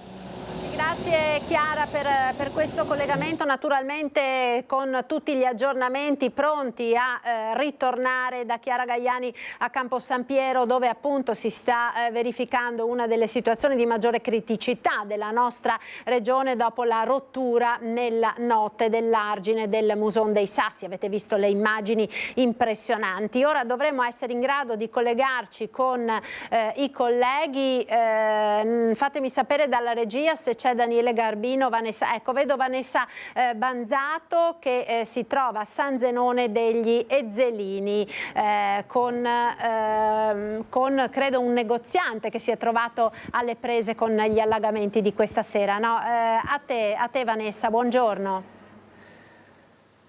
Sì, buongiorno. Ci troviamo a Careinati, frazione di San Zenone degli Ezzelini. Sono assieme a Roberto Bordignon, che è il titolare del supermercato proprio qui in centro a Careinati. È terribile. Un po' tutta la Pedemontana e l'Alta Padovana e la zona proprio del Padovano. Con i collegamenti dei colleghi in precedenza. Cosa è successo ieri sera in pochissimo tempo, Roberto Bordignon? Guardi, ero a casa. Quindi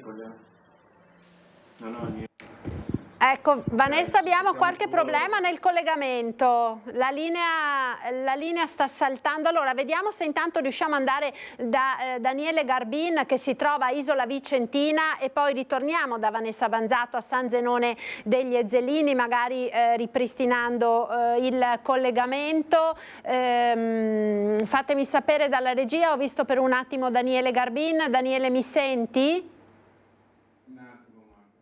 Un attimo, allora diamo il tempo di sistemare i collegamenti. Intanto avete sentito dalle parole del Presidente della Regione Veneto Luca Zaia come dell'assessore Bottacin della eccezionalità delle precipitazioni che si sono appunto verificate in queste ore nel Veneto. Per quanto riguarda il Veronese, abbiamo detto delle casse di espansione che sono state tutte aperte. Per quanto riguarda il Veronese le nuove casse di laminazione sono state aperte ieri, realizzate dal Consorzio di Bonifica, e come dire, hanno avuto un test in diretta. Vedo ora Daniele Garbin, credo sia in grado di collegarsi con noi. Siamo nel Vicentino, a Isola Vicentina, nel dettaglio, dove si sono verificati diversi problemi anche qui. Daniele, buongiorno.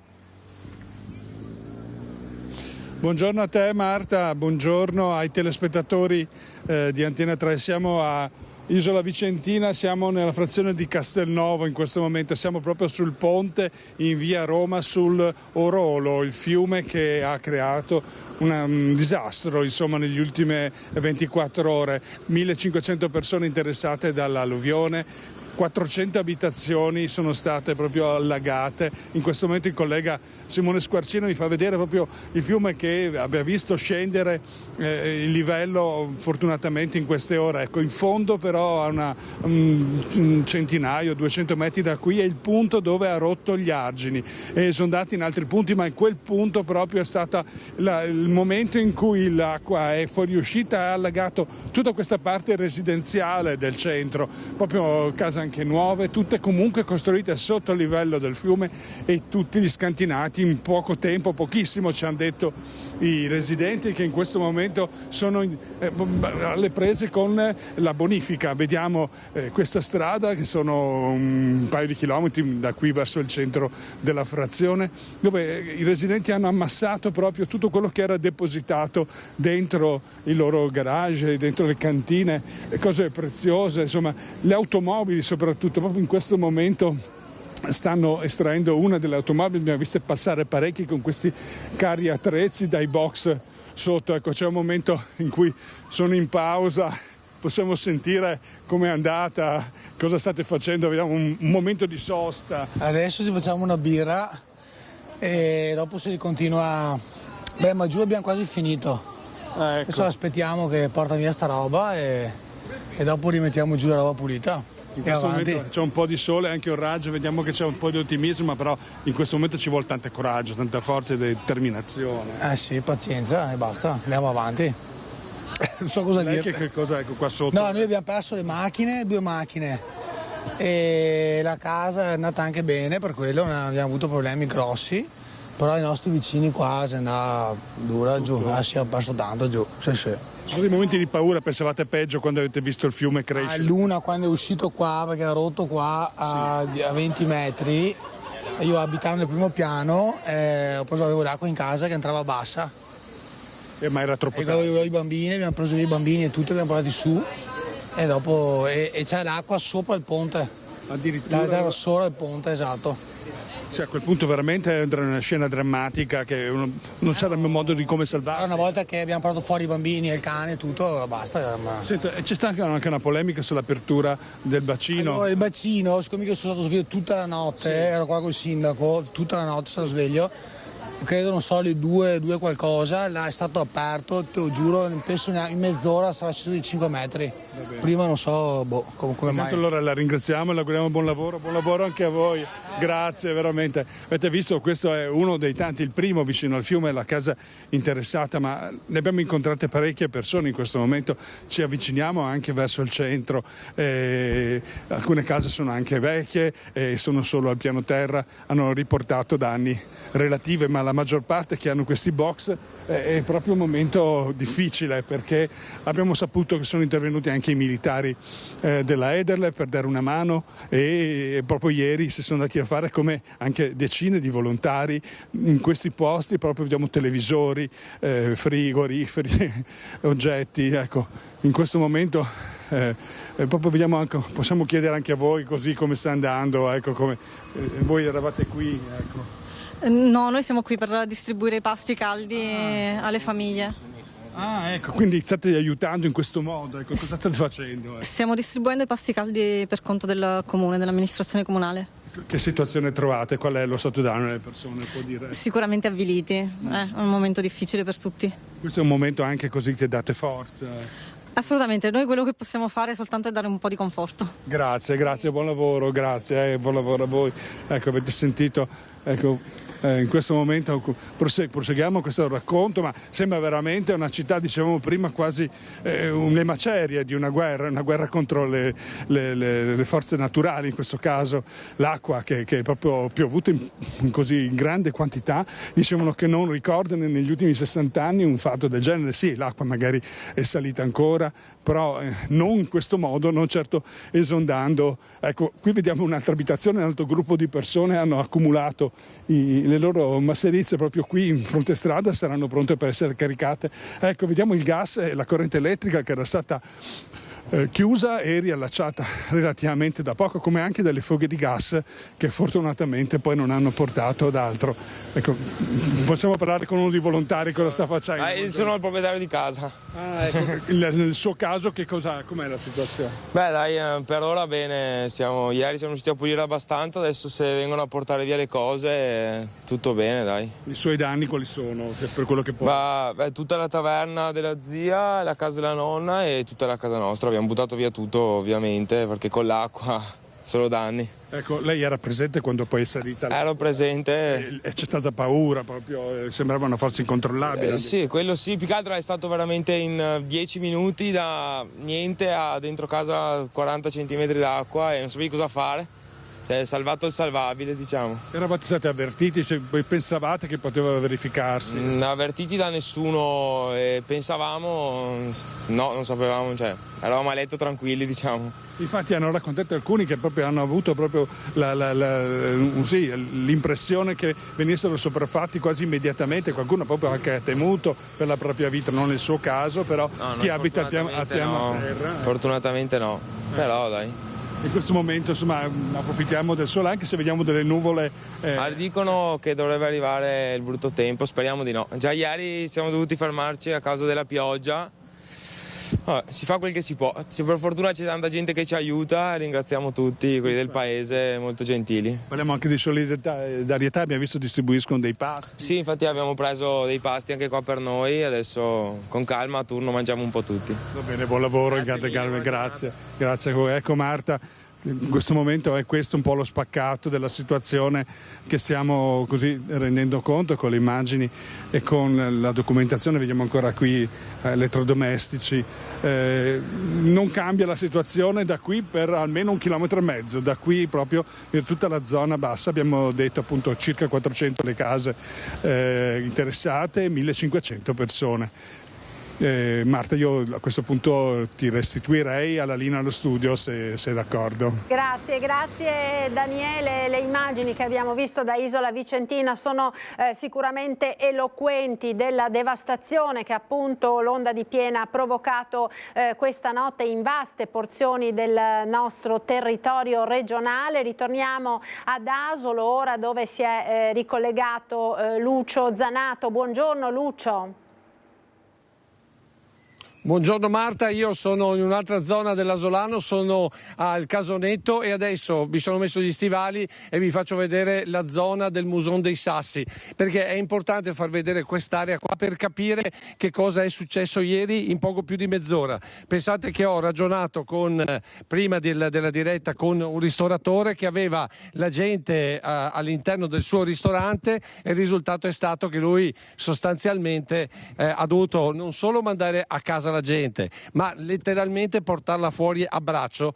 E allora io sono qui, vi faccio vedere, questo è il Muson dei Sassi, quindi uno dei due diciamo così canali, dei due fiumi, vedete la mole di detriti che si è accumulata ai lati, e questo è il Muson che adesso torna giù, però lì vi dà l'esatta sensazione di quanto sia salito. Abbiamo sentito prima il sindaco Mauro Migliorini che diceva guardate che siamo passati da 80 centimetri a 3,80 metri, quindi una situazione assolutamente ingestibile. Buongiorno signori, buongiorno, posso entrare? Siamo in diretta, vi facciamo vedere che cosa. Permesso, ecco, vedete la situazione com'è. Buongiorno, permesso, scusate, buongiorno, chi mi racconta qualcosa? Siamo in diretta, il proprietario, vediamo se, quindi voi siete dei vicini che gli state dando una mano? La figlia? Ma ci puoi raccontare tu che cosa, che qui siamo al Casonetto, siamo ai piedi del Monte dei Frati, Cosa è successo qua? È uscito il fiume e più l'acqua da tutti i campi. Eccola qua, guarda, la proprietaria. Ecco qua, signora, buongiorno. Allora, abbiamo sentito un po' la figlia. Ci racconta cosa è successo ieri sera e soprattutto quanti danni avete, che cosa è tutto questo, come è cominciato? È cominciato con la pioggia, con una pioggia forte. E dopo nel giro di 10 minuti si è riempito il muson, perché dai campi è successo, mi è già entrata altre 3 volte l'acqua. Però così vede i livelli dove sono, dentro era a livello quasi del tavolo. Possiamo vedere dentro? Certo, qui c'è una lavanderia di servizio, se vuol passare dentro lei. No, faccia strada. Siamo a 1 metro praticamente. Marta, casomai mi saprai dire, io sto entrando dentro, vediamo di non scivolare. Come vedete la situazione qui è fango ovunque, è veramente una situazione difficilissima. Poi voi avete tutti i materiali, finito tutto sotto il fango. Gli elettrodomestici, tutto quanto, e quindi rimango anche al buio, senza acqua calda, perché adesso per un po' non potrò più. Se vuole entriamo in casa adesso. Sì, così facciamo vedere ai nostri telespettatori che situazione state vivendo voi. Tutto questo in mezz'ora, mi pare di aver capito. Sì, 10 minuti. 10 minuti poi naturalmente. Siete passati da 80 cm del muson di Sassi a 3,80 metri? Guardi il livello, guardi. Questo mobile era tutto rovesciato giù con le porte, quindi quando lo apro dovrò buttare tutto, come del resto tutto dentro.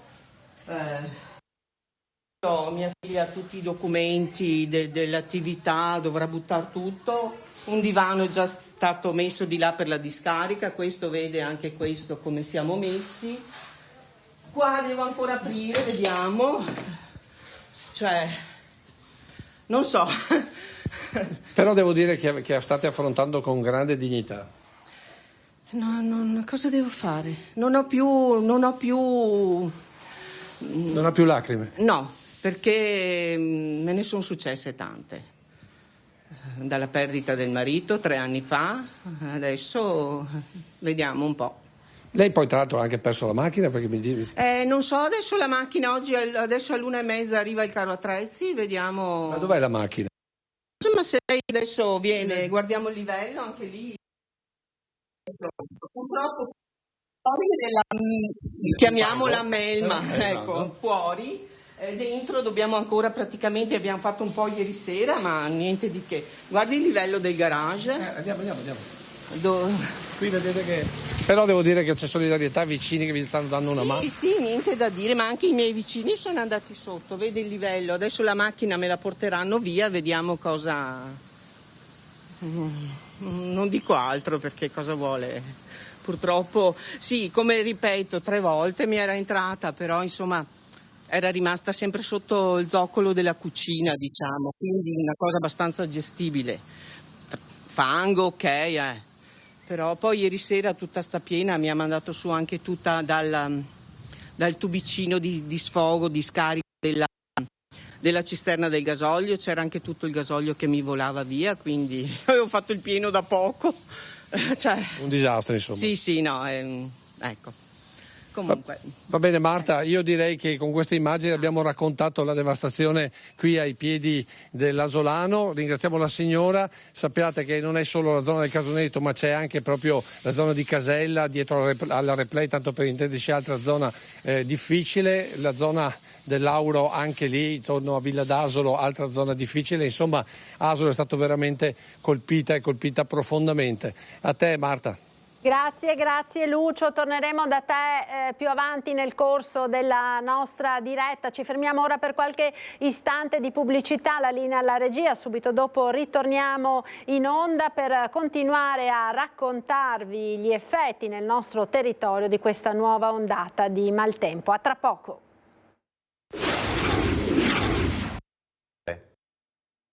Eccoci nuovamente in diretta, edizione straordinaria dei nostri telegiornali dedicata all'ondata di maltempo che ha travolto nella notte la nostra regione. Torniamo a collegarsi con San Zenone degli Ezzelini con Vanessa Banzato. Buongiorno Vanessa. Ora vi vediamo sì, bene. Eccoci qua di nuovo Marta, buongiorno a te, ben ritrovate. Allora ci siamo spostate e ci troviamo tra l'altro con Roberto Bordigno, che è il titolare del supermercato proprio in centro a Carainati, vicino al Fiumiciattolo, al canale che ieri è totalmente tracimato. Cioè, ieri sera verso le 10:30, 11, a un certo punto mi chiama mio figlio e mi dice: papà, corri subito che sta entrando acqua dentro casa. Ho detto, mi sembra impossibile col bacino che hanno fatto qui, che ci siano. Invece appena sono arrivato ho visto una montagna d'acqua, tantissima acqua, era un fiume in piena, questo era tutto tracimato, si può dire che l'acqua arrivava da qui minimo, e da qui ha allagato tutto. Basta guardare qua in zone dei dintorni, è arrivato un disastro perché era impossibile salvarsi. Abbiamo provato a mettere tavole, abbiamo provato a mettere tutto, arrivava giù legname, che poi potete vedere, abbiamo fatto già raggruppato un po' di legname qui vicino, però era stato impossibile salvarsi.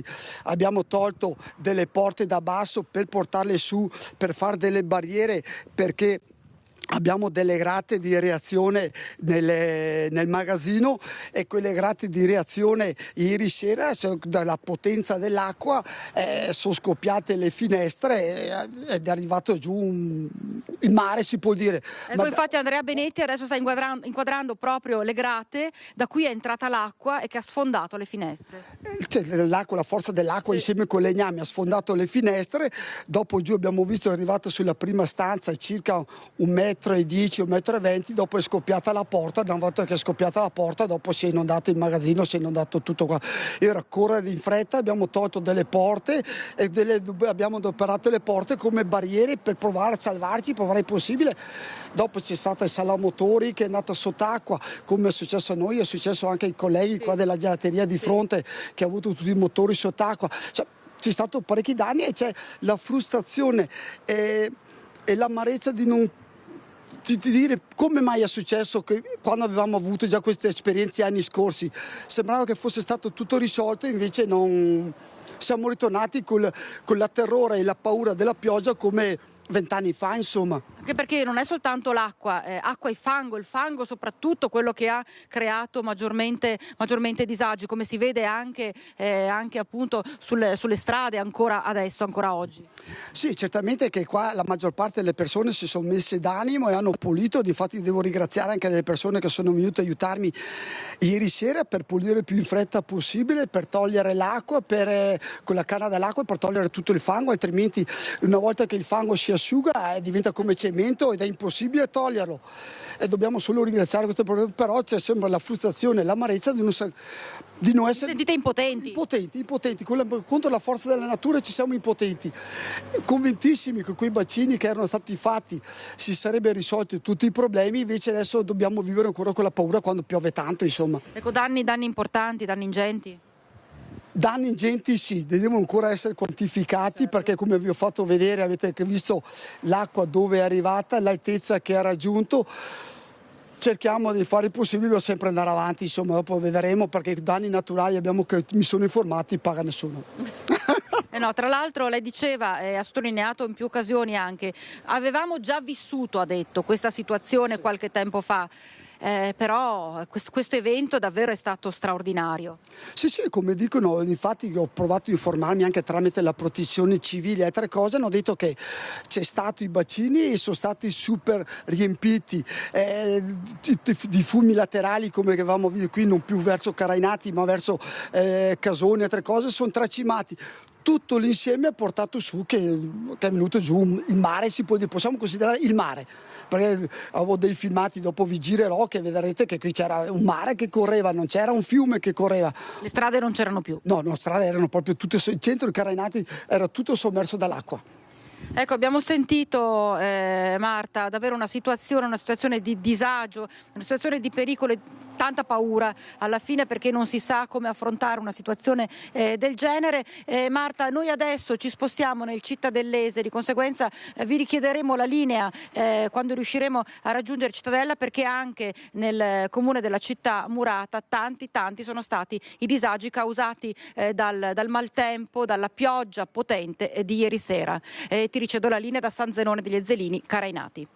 Grazie Vanessa, con la collaborazione tecnica di Andrea Benetti. Noi ora andiamo a San Biagio di Callalta. Vi abbiamo mostrato prima con il collegamento della nostra Anna De Roberto la situazione che si è verificata nella frazione di Rovarè, con la tracimazione di un canale che ha mandato sott'acqua diverse abitazioni. Vediamo quindi il servizio relativo alla situazione in questa zona della provincia di Treviso.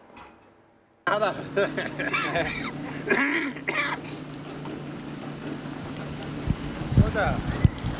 Acqua porta fuori da ieri pomeriggio. È suo il cane? È mio. Sì. È spaventato? No, non è spaventato, è un po' scocciato più che altro, sì, anche lui. No, è da ieri che era ieri pomeriggio che è fermo, per cui adesso ho preso gli stivali e l'ho portato fuori. Da che ora siete bloccati? Io sono andato a casa ieri sera, ero uno dei primi che ha visto com'era la situazione qua e infatti ho lasciato la macchina in piazza. Ho fatto bene perché il garage è allagato e niente, ho la fortuna di abitare al primo piano.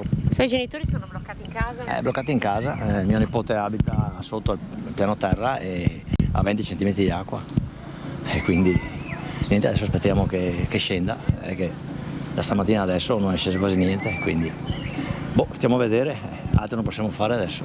Mai successo? Mai successo.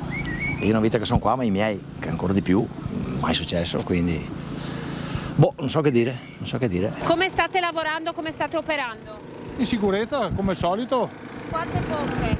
Adesso le abbiamo staccate, ce ne sono 2 piccoline, adesso ci stiamo spostando in un altro sito dove c'è più necessità.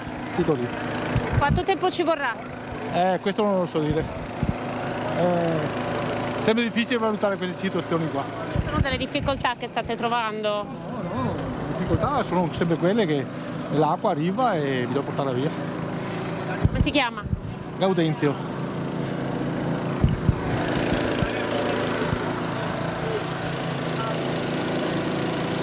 No, ci sono famiglie bloccate. Sì, questa è la nostra preoccupazione più grande, che in primis stiano tutti bene, chiaramente i danni ci sono, adesso attendiamo. Siamo stati fortunati perché comunque il territorio è vasto, almeno qui è rimasto qui, speriamo, insomma, andiamo avanti, forza.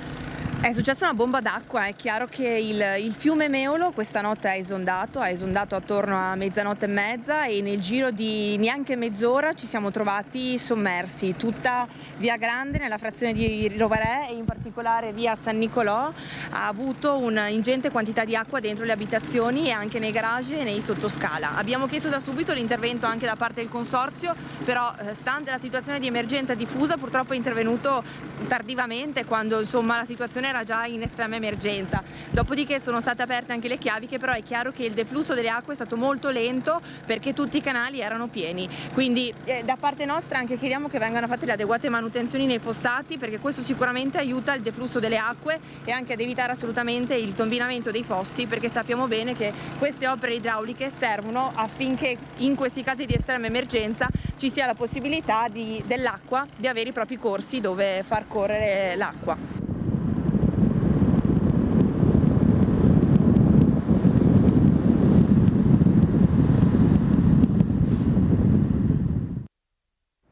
Ecco, questa allora nel servizio di Anna De Roberto la situazione che avete visto questa mattina nella frazione di Rovarè, San Biagio di Callalta. Intanto è di questi minuti la notizia che i parlamentari veneti della Lega hanno chiesto al governo la dichiarazione dello stato di emergenza. Lo riporta una nota del segretario della Liga Veneta Alberto Stefani assieme appunto ai parlamentari della Lega. Dobbiamo adottare misure straordinarie per proteggere i cittadini veneti, dichiarano, si deve agire tempestivamente, la regione del Veneto non può essere lasciata sola. Questa quindi la richiesta al governo dei parlamentari veneti del Carroccio. Per quanto riguarda il Veronese abbiamo un aggiornamento delle casse di espansione, abbiamo sentito il presidente della regione Zaia ha spiegato come siano state aperte tutte quante quelle appunto in regione e come abbiano consentito di limitare i danni che altrimenti sarebbero stati molto più gravi. Per quanto riguarda il Veronese c'è un allarme relativamente alla questione nutrie, proprio perché sono state, appunto dicevamo, aperte tutte le casse di laminazione che hanno subito, come dire, questo test sul campo. Sono quelle da poco realizzate nei comuni di Cerea, di Isola Rizza e San Pietro di Morubio, aperte attorno alle 23 di mercoledì, sono tuttora in funzione e hanno svolto perfettamente in queste ore di allarme rosso il loro compito, dice il direttore del Consorzio di Bonifica Veronese Luca Antonini, ricevendo l'enorme massa di acqua che in caso contrario avrebbe potuto esondare, creando ulteriori problemi in tutti questi centri abitati. Nella zona nord della provincia di Verona hanno svolto il loro servizio anche le casse di laminazione che il Consorzio di Bonifica ha realizzato nelle località Corte Vittoria in comune di Somma Campania, contribuendo a contenere il fiume che nei momenti di massima piena è comunque esondato in alcuni tratti, senza però fortunatamente provocare danni che si sarebbero potuti realizzare in assenza delle casse. Un altro problema però che abbiamo dovuto affrontare, aggiunge il presidente Vantini, è quello creato dal pericoloso sommarsi di due situazioni negative, e cioè le eccezionali precipitazioni e le numerose profonde tane che le nutrie scavano lungo gli argini dei corsi d'acqua. Il timore è che possano verificarsi in ogni momento dei cedimenti improvvisi che potrebbero quindi avere delle conseguenze anche gravi. Per questo motivo fin da mercoledì abbiamo destinato 2 squadre di operai proprio al monitoraggio continuo degli argini in relazione appunto alle tane delle nutrie. Massima allerta dunque per tutta la notte nelle sedi della Protezione Civile di tutto il Veneto, situazione che noi abbiamo seguito da ieri sera con i nostri inviati. Sentiamo quanto realizzato dal nostro collega Alessio Conforti presso la sede della Protezione Civile di Treviso. Dalla sede della Protezione Civile di Treviso, perché da qui sono pronti a partire i mezzi in soccorso delle popolazioni maggiormente colpite da questa ondata di maltempo, in particolar modo il Vicentino. Ma ne parliamo proprio con Riccardo Mastronicola, che è il coordinatore della Protezione Civile, e Davide Vendramin, che è il caposquadra della Protezione Civile di Treviso. Siete in allerta ormai da ore, che cosa insomma è pronto a raggiungere il territorio berico? Ma siamo stati allertati oggi pomeriggio dalla Regione Veneto e dalla provincia di Treviso per appunto soddisfare le esigenze della popolazione della provincia di Padova e Vicenza. Ancora non sappiamo dove saremo inviati, con l'ausilio di mezzi e attrezzature per il dissesto idrogeologico che sta colpendo le zone in questo momento. Ecco Riccardo, ci spieghi, grazie anche a Tommaso Migotto per le immagini, che cosa è pronto insomma a partire. Io vedo 2 mezzi, e ci puoi anche dire di che cosa si tratta da un punto proprio di vista legato all'attrezzatura e alle componenti?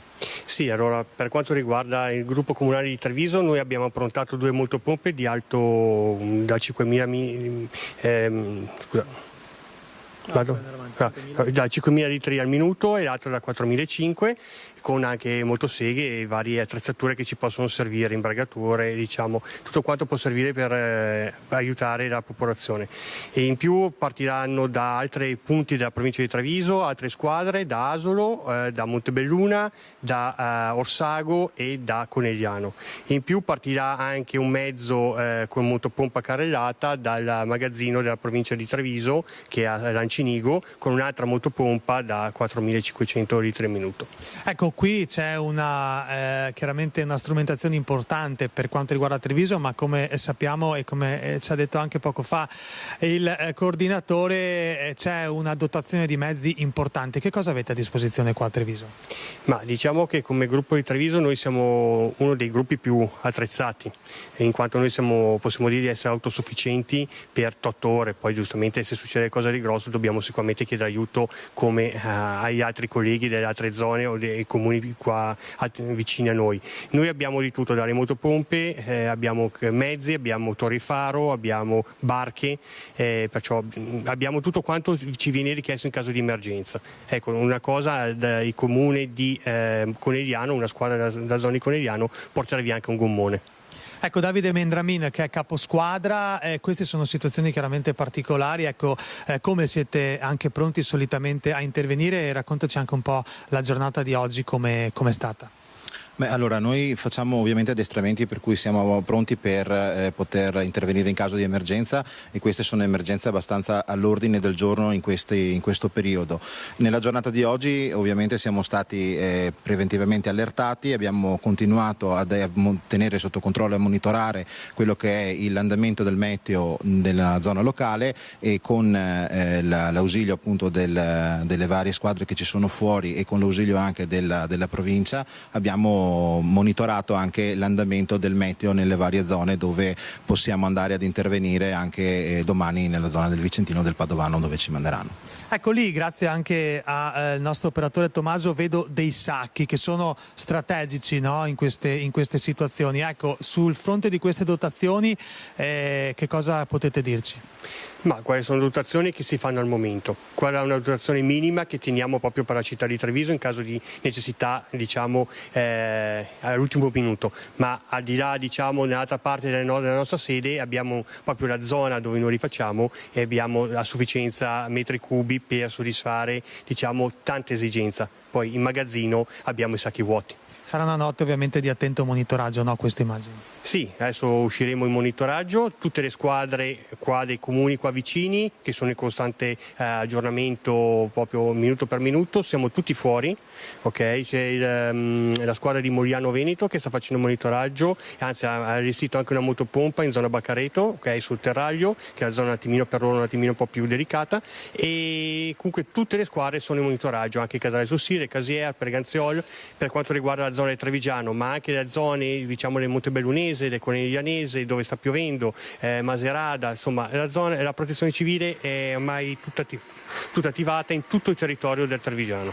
Ecco, un'ultima battuta: di quanti uomini siete dotati in caso di emergenza o comunque pronti anche a intervenire? Beh, allora ci sono 2 squadre domani che per la partenza di 4 persone a ogni squadra, ma nella nostra comunque organizzazione ovviamente abbiamo molte squadre, abbiamo almeno 3 o 4 squadre che possono tranquillamente intervenire nella situazione emergenziale qualora ci siano problemi nel territorio, indipendentemente da quelle che andranno via domani.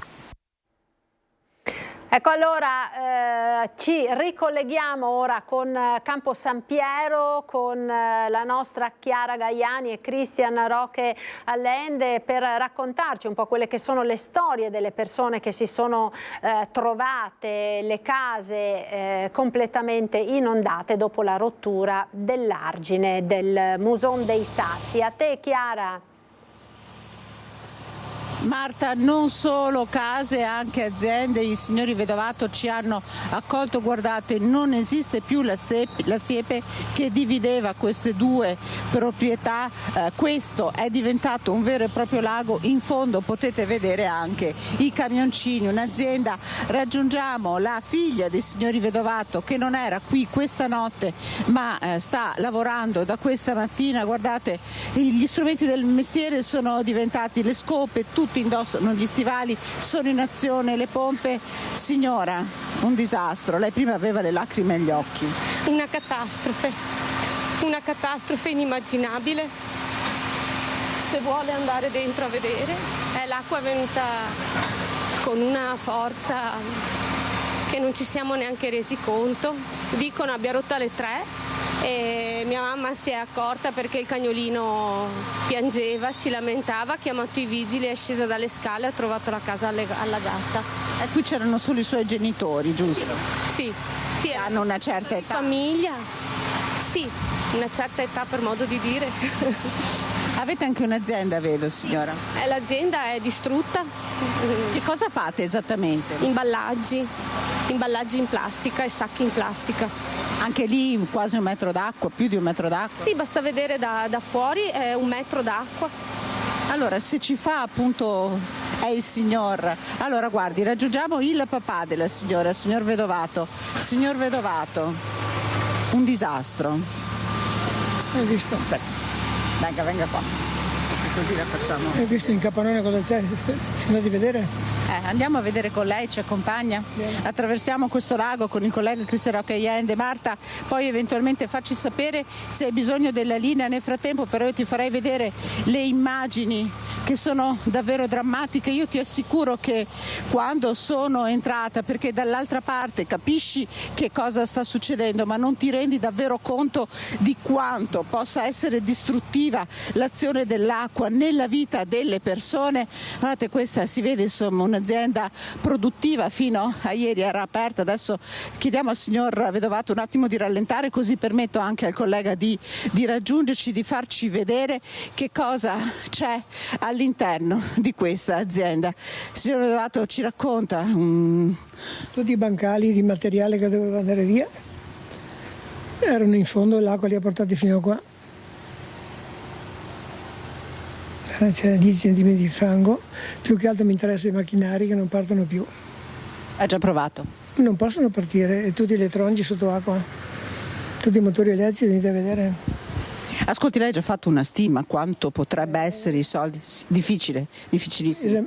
Sono macchinari che io ho acquistati a quel tempo, adesso comprarli nuovi, le macchine da 180-200 mila euro l'una.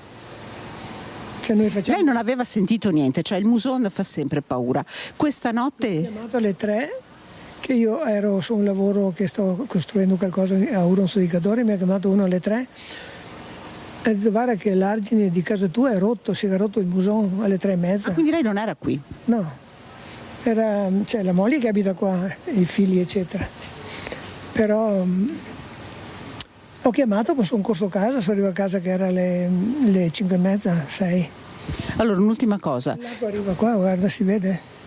Ecco, vediamo con il signor Vedovato dove è arrivata l'acqua questa notte. Ecco quell'altezza qui. Circa 1 metro. Abbiamo tutta la cabina di corrente sotto acqua. Cioè, fatto in corto tutti quanti, un controcircuito a tutti quanti i macchinari che sono in fondo qua, cioè i sacchi, sti scatoloni pesa 20 kg, lì sono in mezzo al campo in fondo.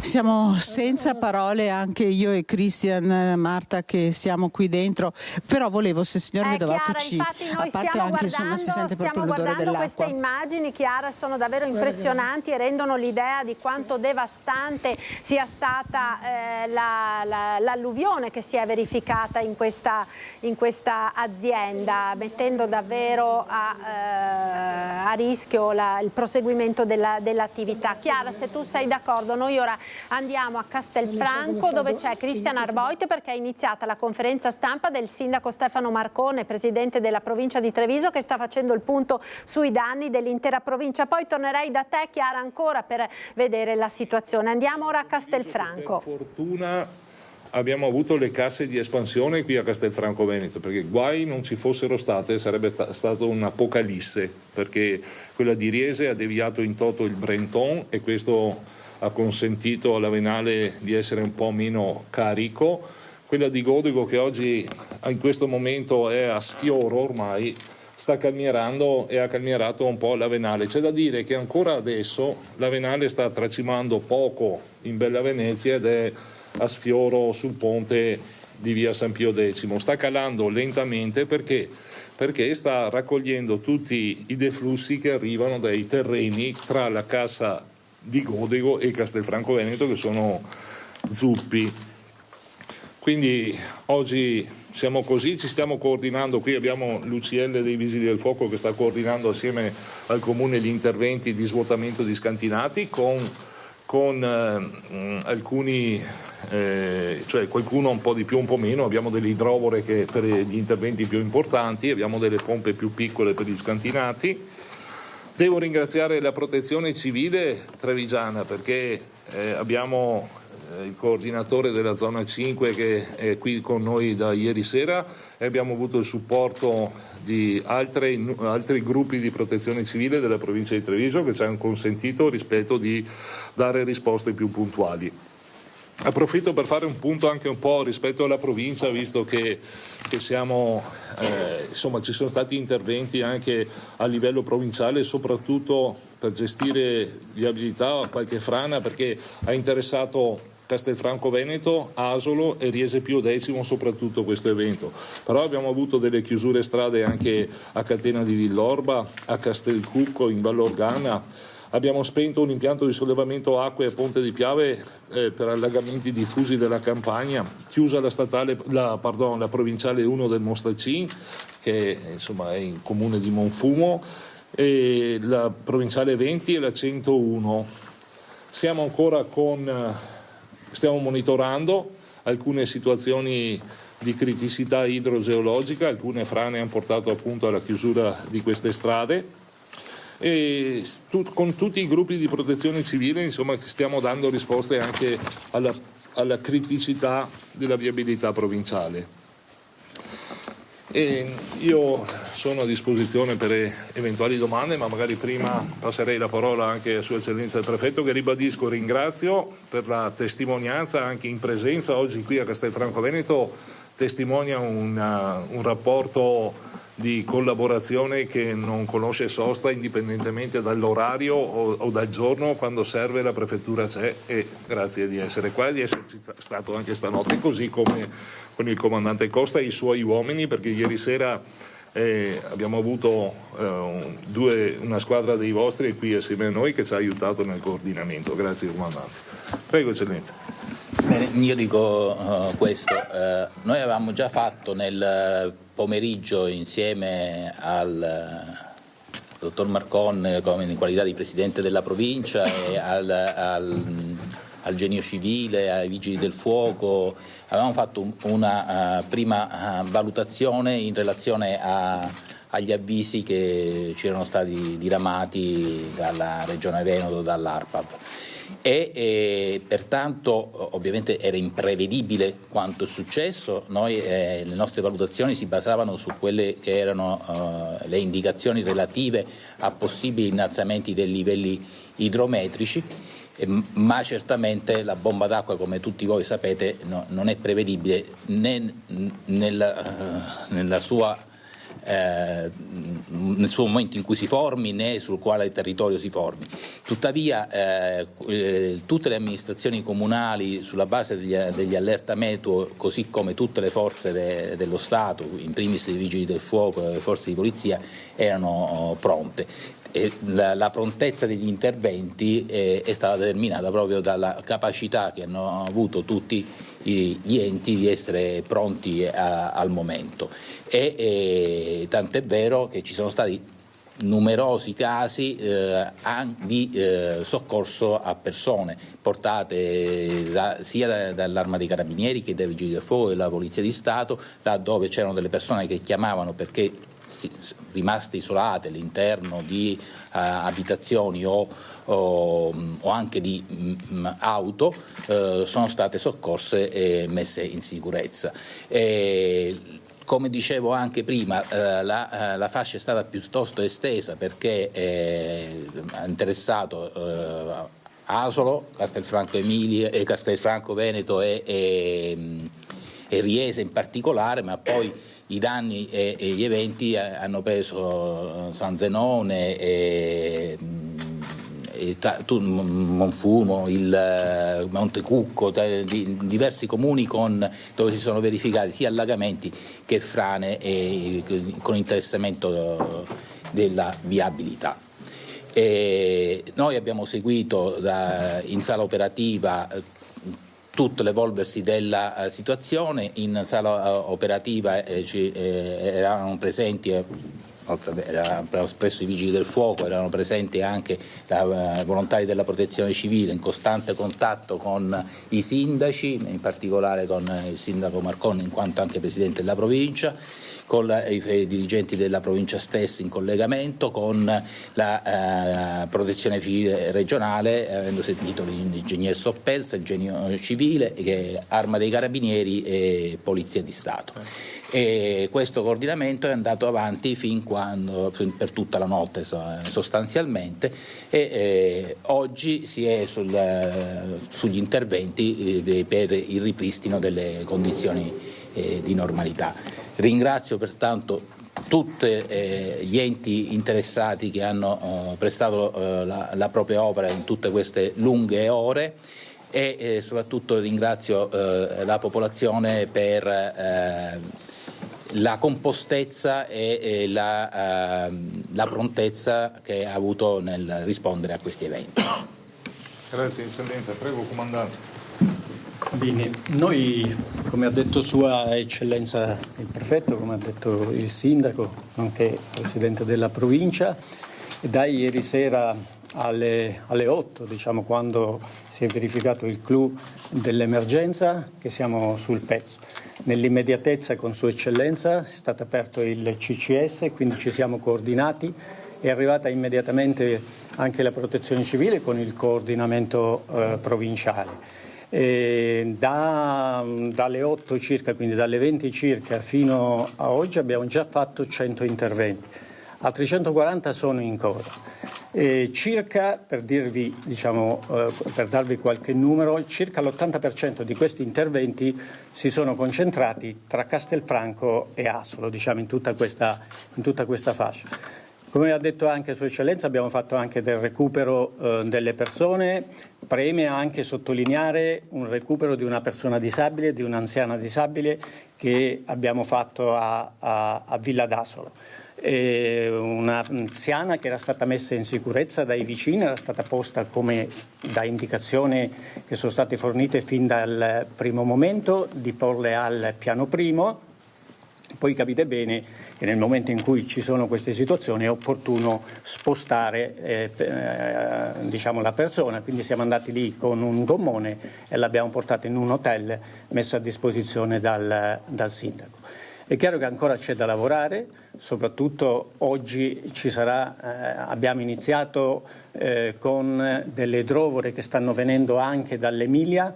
3 provengono dall'Emilia, 2 invece sono da Vicenza, dal comando quindi limitrofo. Abbiamo attualmente 20 squadre che sono distribuite su questa fascia, quindi Castelfranco e Asolo. Oltre ovviamente devono arrivare queste 3 squadre dall'Emilia. Una mi dicono che quasi è arrivata ad Asolo, quindi di queste 3 squadre emiliane ne posizioniamo 2 ad Asolo e una qui a Castelfranco. Oltre ovviamente qui a Castelfranco sull'hotel c'è la nostra idrovora, quella di Treviso.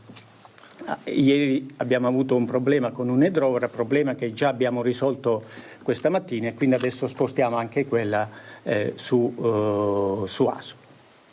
Grazie Comandante. Ci hanno raggiunto anche il Maresciallo Cusinato e il Maresciallo Turturro, e tengo a ringraziare l'Arma dei Carabinieri, specialmente la figura del Capitano Malaspina, perché questa notte era qui con noi dopo essersi attivato a mettere in sicurezza la caserma, perché c'era stato un inizio di allagamento anche nella caserma dei Carabinieri, e lo ringrazio anche per un intervento, perché c'era un furgone che trasportava medicinali per animali che è andato fuori strada causa appunto non visibilità, e ci ha aiutato nel recupero. Bene. No, volevo precisare una cosa, che secondo me merita di essere sottolineata. Il coordinamento che c'è stato tra tutte le forze. Noi abbiamo, come vi ho detto prima, che immediatamente si è portato in sala emergenza il responsabile della Protezione Civile, e la bellezza di questo sistema, perché di sistema si tratta, è che nel momento in cui arriva una chiamata a 115, seppur l'intervento non lo fanno i vigili del fuoco, ma lo fa una squadra della Protezione Civile, viene tutto tutto tracciato e quindi il cittadino un indomani che richiede una scheda per quantificare i danni, siamo in grado di dire chi è intervenuto, diciamo, in quell'intervento, quindi in quell'abitazione o in quella fabbrica o in quell'hotel. Quindi veramente di questo sistema secondo me ne dobbiamo andare fieri. Sì, approfitto anche per dire che credo sia stato strategico la chiusura delle scuole ieri sera, perché alcune situazioni che abbiamo monitorato stamattina ci dicono che sostanzialmente domani possono essere aperte tutte le scuole, salvo alcune con i quali stiamo facendo una verifica puntuale di agibilità con il dirigente interessato, e quindi può essere che ci sia qualche caso di scuola che si protrae la chiusura, ma lo verifichiamo in corso della giornata e sarà nostra cura, laddove dovesse succedere, informare i ragazzi. Ma voglio dire che domani sostanzialmente le scuole sono aperte tutte a Castelfranco Veneto. Se avete domande siamo a disposizione. Prima facevate cena, una persona che era scomparsa. Sì, c'è stata un'attivazione.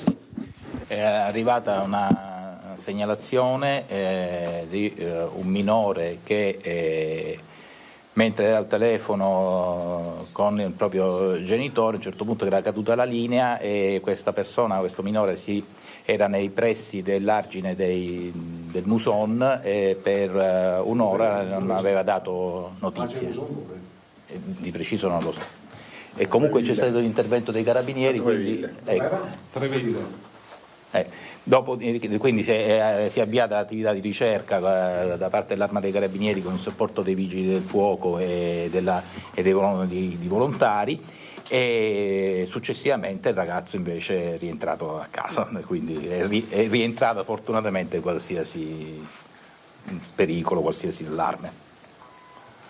Non so se volete, alle mie spalle c'è la scheda dell'andamento del Muson ieri, e come vedete c'è stato un picco a partire dalle ore 19 che aveva visto verso le ore 23 circa arrivare a 3 metri e 20, lì aveva cominciato a scendere un po' e in qualche modo era stato un segnale positivo, ma dopo pochissimo è ripartito il picco fino ad arrivare ai 3 metri e 77, che ribadisco credo sia la misura record del Muson, perché non abbiamo altri riferimenti negli ultimi 20 anni, insomma, e quindi era giusto per mettere in evidenza che cosa è successo. Il Muson ha una particolarità che cresce velocemente e poi cala velocemente, a differenza dell'Avenale.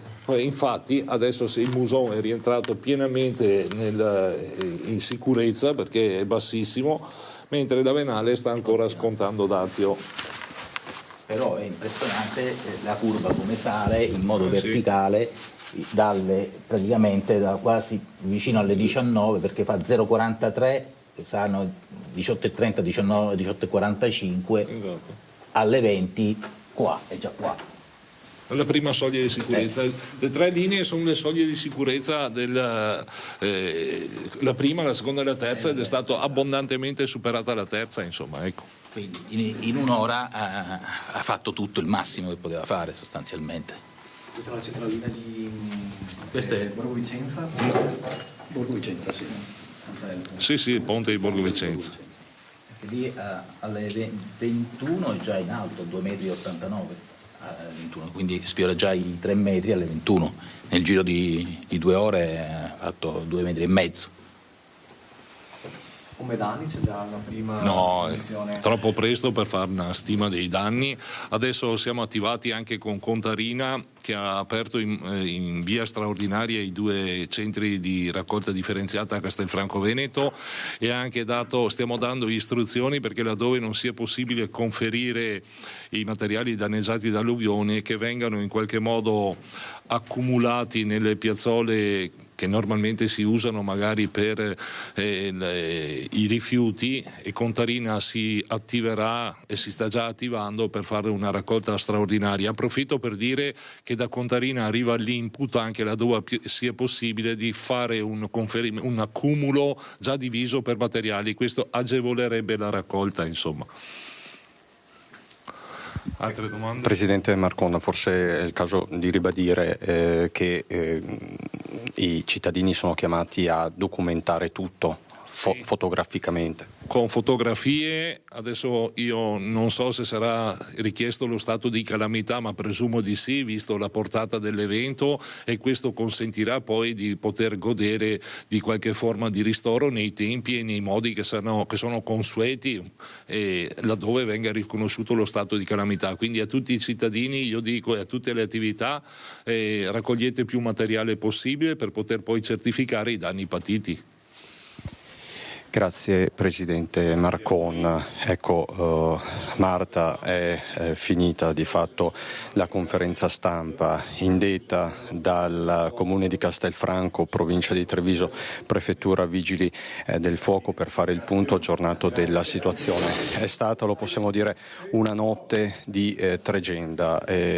Insomma, come avete sentito, se rientra l'allarme per il Muson dei Sassi, che ha avuto quella crescita esponenziale ieri sera, resta osservato speciale l'Avenale. Con Simone Merlo fra pochi minuti ci dirigeremo verso il centro di Castelfranco Veneto. Il centro operativo comunale della protezione civile è di fatto in zona artigianale, in zona industriale, quindi siamo un po' distanti dal centro, che è un centro ferito. Per il momento è tutto, stanno risentendo ovviamente Marcon, lo stesso prefetto di Treviso Sidoti, che avete sentito comunque in diretta. Vedo che c'è anche, non so se vuole dirci qualcosa in diretta, il consigliere comunale Guido Rizzo. Insomma, è stata una notte difficile questa, molto difficile. Sì, è stata una notte molto difficile per i tanti cittadini. Io ringrazio tutto lo staff della Protezione Civile. Sono stato qui anch'io a fare sacchi di sabbia, è stata veramente tremenda. Continua a essere una situazione molto molto difficile per tanti cittadini che continuano a scrivere, è una situazione di difficoltà su tante aree della città. Ora speriamo che il meteo ci dia della tregua e che si possa iniziare una fase di recupero e di conta dei danni. Grazie Rizzo. Allora Marta, per il momento è tutto con Simone, ci spostiamo verso il centro di Castelfranco, a te la linea. Grazie Cristian, naturalmente ci risentiamo tra poco, allora torneremo a collegarci per vedere in diretta quella che è la situazione appunto ad ora in centro a Castelfranco. Io ora do la linea alla regia per qualche istante di pubblicità, subito dopo torniamo in diretta per continuare a raccontarvi gli effetti dell'alluvione in Veneto. A tra poco, restate con noi.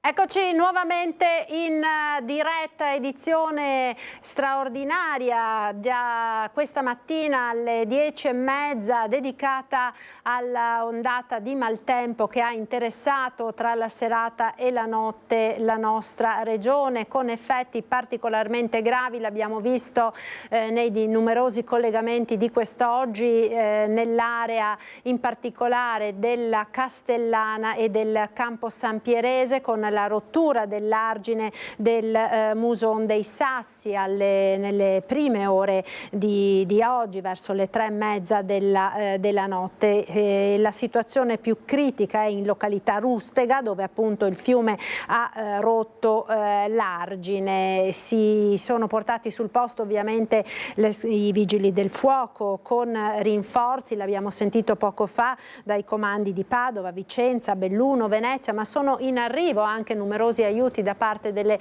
regioni contermini, in particolare dall'Emilia Romagna, proprio con personale e mezzi di pompaggio per dare una mano alle protezioni civili del Veneto. In particolare sono in corso gli interventi per cercare di ripristinare la falla in maniera tale da chiudere la falla appunto che si è aperta sull'argine del Musone. La Protezione Civile del Veneto ha emesso un aggiornamento della situazione meteo che registra nelle ultime 6 ore un'assenza di precipitazioni, quindi questa è una buona notizia, ma ci sono ancora naturalmente numerose situazioni critiche. Le situazioni più gravi, l'abbiamo visto, nei comuni di Asolo e Castelfranco Veneto, ma sono segnalati allagamenti e situazioni di difficoltà anche a Quarto d'Altino e poi nei comuni trevigiani di Casier, Casale sul Sile, Fonte, San Zenone degli Ezzelini. La rottura arginale del Muson dei Sassi a Campo San Piero in particolare ha portato le acque ad invadere quelli che sono i territori posti soprattutto a est del territorio comunale, confinanti a sud dall'argine del Muson Vecchio. Ci sono anche numerose frane e smottamenti, in modo particolare nell'area pedemontana trevigiana e nel basso bellunese. Permangono anche diffusi allagamenti nelle province di Vicenza e di Padova per le piogge di ieri e dell'altro ieri. Le previsioni per le prossime ore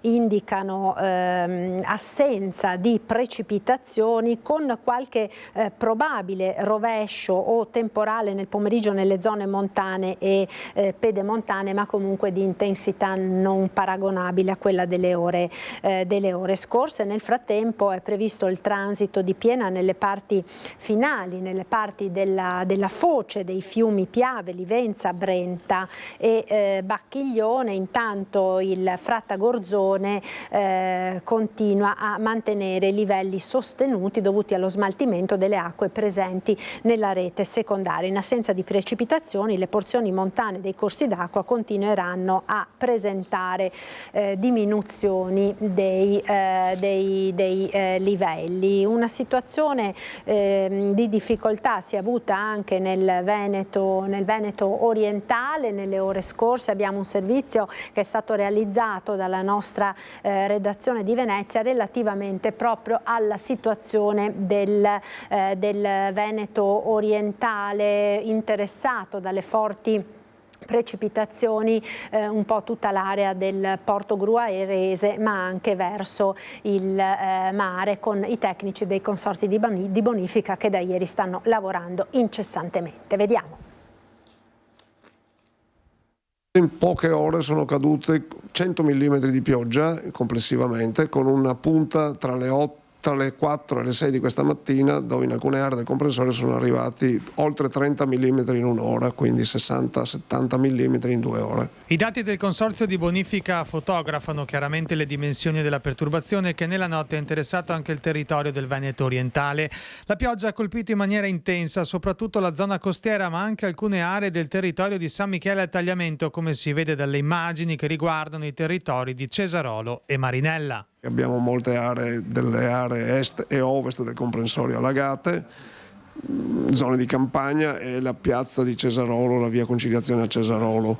Anche Jesolo con la via Manzoni ha subito un allagamento, ma dovrebbero rientrare rapidamente queste esondazioni dovute alla precipitazioni intense che in un paio di ore, dalle 4 alle 6 di questa mattina, hanno scaricato oltre 90 mm, 100 mm di pioggia in queste aree che vi ho appena illustrato. Gli impianti hanno funzionato tutti, le quote nei canali sono rimaste seppur elevate all'interno degli alvei, quindi non ci sono state esondazioni di canali. Le esondazioni sono dovute proprio a queste bombe d'acqua, come oggi si chiamano, questi nubifragi che hanno creato queste lame d'acqua che si innalzano prima di entrare nel canale e nelle fognature, insomma. Non ci sono state situazioni di criticità che hanno riguardato le abitazioni, ma per i tecnici sono state ore di attento monitoraggio. Abbiamo tenuto d'occhio tutta la notte l'evolversi della situazione e i centri di telecontrollo, verificando che tutti gli impianti funzionassero, i canali fossero efficienti e non ci fossero ostruzioni. Siamo intervenuti con le squadre dei reperibili quando qualche problema di stacco di impianto dovuto a salti di rete eccetera doveva essere recuperato e ripristinato immediatamente. Ecco, ci chiede la linea nuovamente dal vicentino Daniele Garbin. L'abbiamo visto prima a Isola Vicentina, testimonianza di quanto difficile siano queste ore in un intero quartiere con oltre 400 abitazioni che sono finite sott'acqua. Ti rivediamo collegato, Daniele, dove ti trovi ora?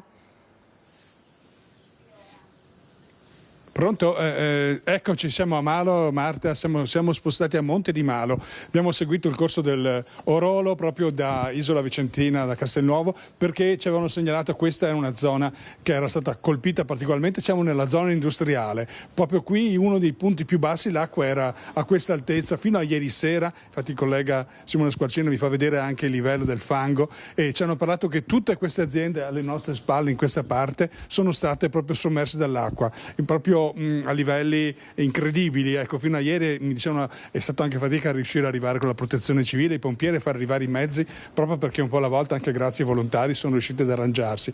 Con me c'è Roberto Adda, titolare del supermercato Il Dinosauro, ecco, è uno dei tanti presenti e danneggiati della zona. Una situazione incredibile, la descriviamo oggi che è il momento della conta dei danni.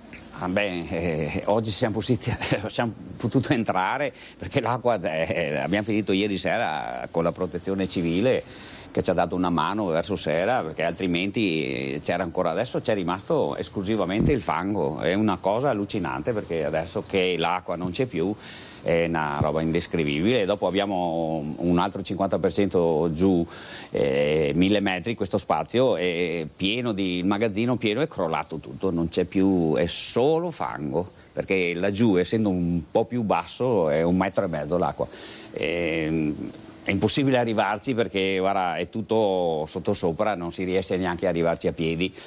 Però la situazione è un disastro, è come fare un stabile nuovo perché devi buttare tutto, rifare tutti gli impianti perché l'ascensore è saltato, le entrate, l'antitacché, tutto, l'impianto elettrico è tutto da rifare, l'arredamento eccetera, danni immensi. Una cosa impossibile da quantificare, dice. Da quantificare, ma anche non si può, hanno devastato una ventina di aziende enormi qui, c'è anche la latteria, Brassale, eccetera, ditte appena costruite, super avanzate di macchinari, dicono che qua c'è qualche centinaio di milioni di danni. È una cosa. In questo momento.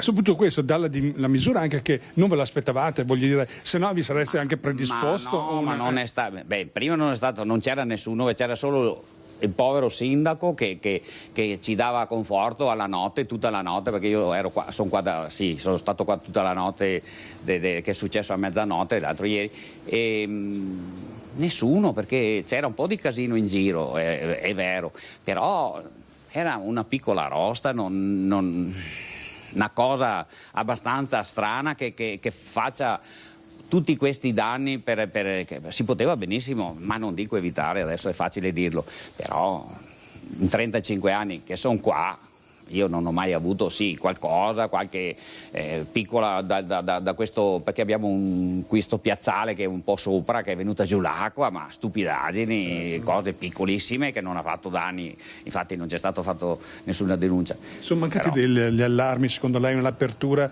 dei bacini? Ecco, qualcuno adesso ma dicono perché hanno aperto il bacino, questo qua l'hanno aperto all'1:30 ed è successo a mezzanotte, ma in questo caso è un caso che ha fatto un massacro di danni, ma non è un caso che è uscito un fiume, un torrente, questo qua che è davanti, grandissima, questo torrente qui davanti, non so come si chiama, però è enorme perché non abito qua, e era quasi vuoto, perciò gli spazi c'erano per contenere questo tipo di nubifragio eccetera, è che c'è una zona industriale immensa e scarichi dove sono? E questo c'è sempre un qualcosa dell'uomo che non fanno le cose fatte bene, perché un tunnel che porta l'acqua giù dove ci sta bastava. Dopo se esce un fiume grande come ce l'abbiamo qua ai confini con Malo, allora è come è andato giù il ponte, questo qua delle galline, come lo chiamano? Il ponte delle galline. Esatto, lì. Però anche là, se lo tieni pulito, non arrivano i tronchi e non va giù il ponte, perché lì si è appoggiato. E perciò pace, dai, vediamo che la regione qualcosa, mi sembrava stamattina che sentivo che qualcosa può intervenire, perché le assicurazioni, cosa vuoi che paghino le assicurazioni? Le cifre, chi le valuta adesso? Perché questo non ha valore. Certo, voi siete chiusi adesso, come funziona? No, siamo aperti al 50% perché è a 2 piani, diciamo che i 1000 metri sopra, sì, lo spazio sopra, però è un terzo dell'insieme di quello che fatturi quotidianamente, però sopravvivi, pagherai le spese quotidiane. Allora diciamo, adesso la ringraziamo, ecco, proprio, le auguriamo un buon lavoro e solidarietà anche da parte nostra. Guarda, siamo qua 2 mesi, se volete tornare fra qualche mese diciamo che siamo riusciti a risistemare, spero almeno. Ecco, con questo augurio Marta, grazie, tirati su di scuola, Lina allo studio.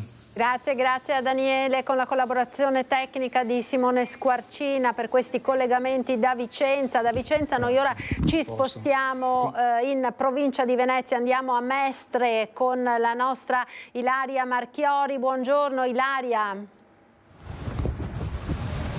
Sì, buongiorno a te Marta, buongiorno ai nostri telespettatori. Ci troviamo qui a Mestre in Corso del Popolo, dove ieri sera in pochissimo tempo si è praticamente allagata completamente la strada e le vie laterali, quasi ad arrivare al livello sopra il marciapiede. Qui insieme a noi c'è il vice sindaco nonché assessore alla protezione civile del Comune di Venezia, Andrea Tomaello, perché ha dei dati e dei numeri importanti. Ci diceva proprio poco fa, secondo dati aggiornati ARPAV, che solo ieri sera proprio qui a Mestre, ma comunque anche a Venezia, insomma nei dintorni, è caduta più acqua in pochissimo tempo che nelle altre province. Tra l'altro ricordiamo quello che è successo a Venezia, dove con una marea che è arrivata ai 105 centimetri, in realtà abbiamo visto le immagini di Lista di Spagna allagata e ancora l'acqua che cadeva dal ponte di Rialto, che scendeva proprio come se fosse tutto allagato.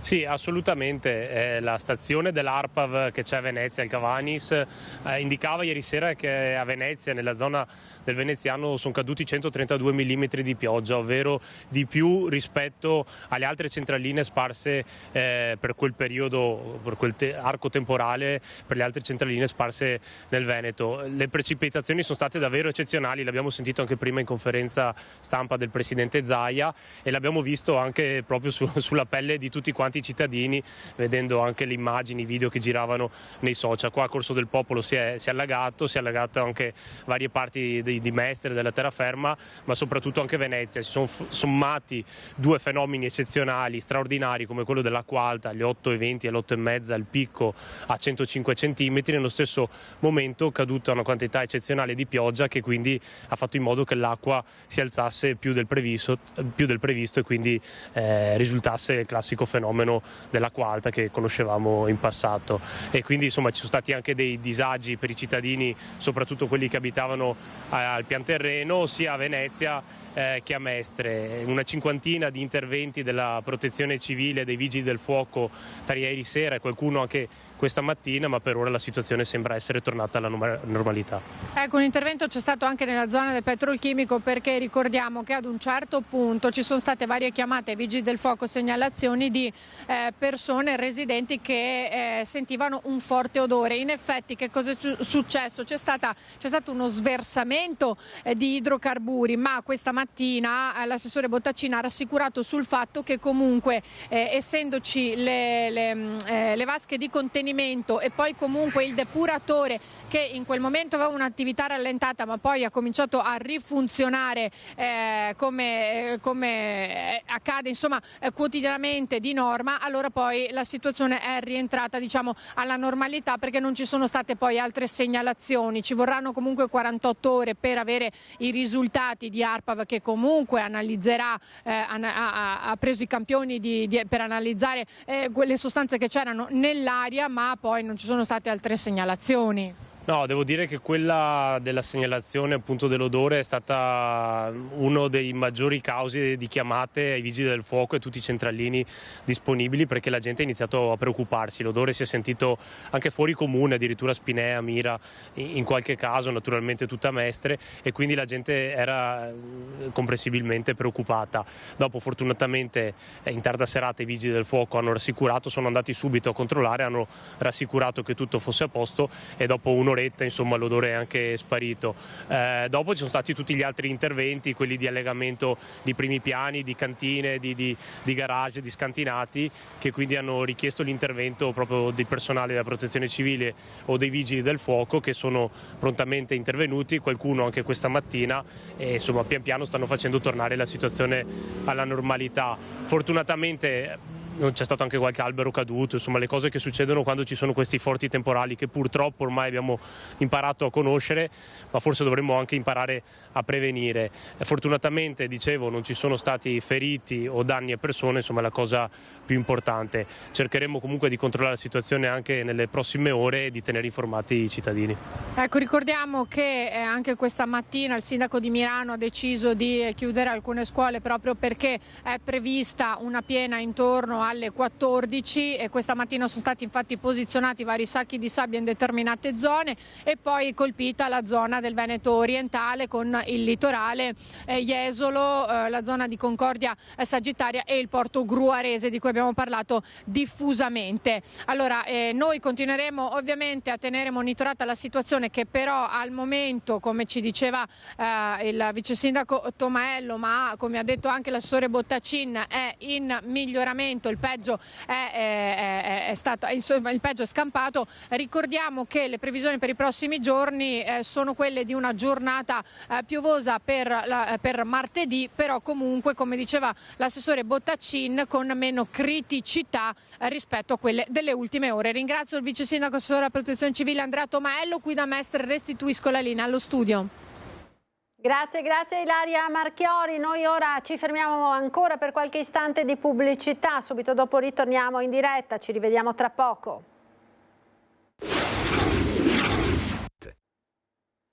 Eccoci nuovamente in diretta con questa edizione dei nostri telegiornali interamente dedicata alla conta dei danni del maltempo che ha nuovamente interessato la nostra regione nella serata e nella nottata. Ci chiede la linea da Cittadella la nostra Vanessa Banzato, ve la vedo con il sindaco proprio per raccontarci di un'altra situazione particolarmente grave che si è verificata nella notte. A te Vanessa.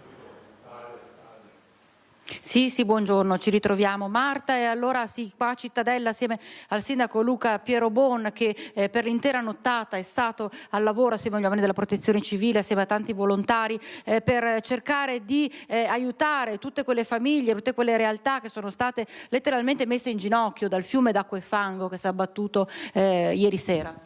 Sì, purtroppo una tragedia, una bomba d'acqua di dimensioni impressionanti ha messo in ginocchio Cittadella e l'Alta Padovana come tanti altri comuni, a parte le strade allagate, sottopassi, colmi fino all'orlo, tanti danni ad abitazioni, purtroppo soprattutto nella parte sud di Cittadella dove l'esondazione dei canali ha portato le zone a scantinato ad essere ricoperte, riempite d'acqua. La protezione civile ha lavorato nella prima parte della serata e della nottata a liberare la parte viaria per rendere poi possibile il giorno dopo andare al lavoro e andare a scuola, e poi si è dedicata ad aiutare tutte quelle famiglie che avevano appunto alcuni scantinati ma alcuni anche in casa avevano acqua, quindi un lavoro importante. Adesso rimane il problema del fango, della sporcizia, delle cose da buttare che purtroppo sono state appunto inondate, e quindi attiveremo in queste ore delle squadre per dare una mano a tutte queste famiglie che hanno questa questa necessità, insomma. Cioè che c'è stata tanta paura, soprattutto per le persone anziane? Sì, abbiamo avuto naturalmente tutti allertati dai carabinieri, protezione civile eccetera, quindi tante telefonate, alcune telefonate sono arrivate appunto di persone anziane che poi non stavano neanche tanto bene con la casa circondata d'acqua, le abbiamo raggiunte con la protezione civile, le abbiamo rassicurate, le sono andate consigliate di andare al piano superiore, ma è chiaro che avere una casa circondata con circa mezzo metro d'acqua, la cosa non era simpatica. Loro stessi nel momento in cui si tranquillizzavano ci raccontavano di non aver mai visto una situazione di questo tipo, pur vivendo loro in una zona dove appunto irrigua con canali insomma importanti. Ecco, infatti è questa anche proprio la cosa che ha lasciato totalmente impotenti, ovvero in tanti anni abbiamo sentito anche da altre persone in altri punti anche verso il Trevigiano e verso il Vicentino, in tanti anni hanno detto al nostro microfono non abbiamo mai visto una cosa del genere, nonostante ci siano verificati altri episodi di bombe d'acqua e di trascimazioni magari di canali o fiumi. Sì, le bombe d'acqua ormai siamo abituati, no, ad averne, e quindi c'è qualche zona che ha le problematiche di allagamento, però un allagamento molto inferiore. Qui invece il territorio è stato colpito tutto in maniera repentina e soprattutto in maniera molto grave. Solo l'intervento dei volontari, quindi Protezione Civile, Associazione Nazionale Carabinieri, Vigili del Fuoco, Polizia Locale, l'ufficio nostro manutenzioni con tutto il magazzino, è riuscito a tamponare e ad aiutare le persone in difficoltà, ma una situazione di questo tipo purtroppo è ingestibile. L'augurio è che il tempo si sistemi, perché purtroppo anche i terreni agricoli, no? C'è la polemica dicendo troppo cemento, però purtroppo le campagne sono sommerse, non drenano più. Infatti le zone che sono andate sott'acqua, quella di Facca, quella di Santa Maria in maniera principale, sono zone comunque a carattere rurale, che quindi le abitazioni sono circondate da campi, e purtroppo in alcune zone non si distingueva dove era il campo agricolo, dove era la strada, dove era il fosso, e quindi bisognava anche stare attenti a passare in auto. Tra l'altro il centro è stato colpito, è stato interessato anche il centro, si è temuto per le sorti dell'ospedale. Sì, la parte davanti all'ospedale era allagata completamente. Ho sentito il governatore Zaia che diceva che Campo San Piero ha avuto invece delle problematiche. Per fortuna l'ospedale di Cittadella è rimasto operativo e anzi può far da sponda a quegli ospedali che magari hanno avuto qualche problematica d'allagamento. Allora Marta, hai sentito una situazione difficilissima anche nel comune dell'Alta Padovana. Adesso il sindaco assieme appunto ai volontari cercherà di coordinare i lavori, soprattutto abbiamo sentito per cercare di togliere il fango che è stato e che è impietoso in questi frangenti, perché una volta che si solidifica diventa come cemento e di conseguenza diventa ancora più difficile riuscire a eliminarlo. Da Cittadella per il momento è tutto. Marta, ti ricedo la linea. Vanessa Banzato, noi siamo giunti al termine di questa edizione dei nostri notiziari dedicata appunto interamente all'ondata di maltempo che ha interessato la nostra regione. Ringrazio naturalmente tutti i colleghi per il prezioso contributo con i collegamenti dalle varie province della nostra regione. È tutto dunque, ci rivediamo questa sera con le nostre consuete edizioni dei notiziari. La sigla, poi subito dopo le previsioni del tempo con il nostro meteo. Arrivederci, buon pomeriggio.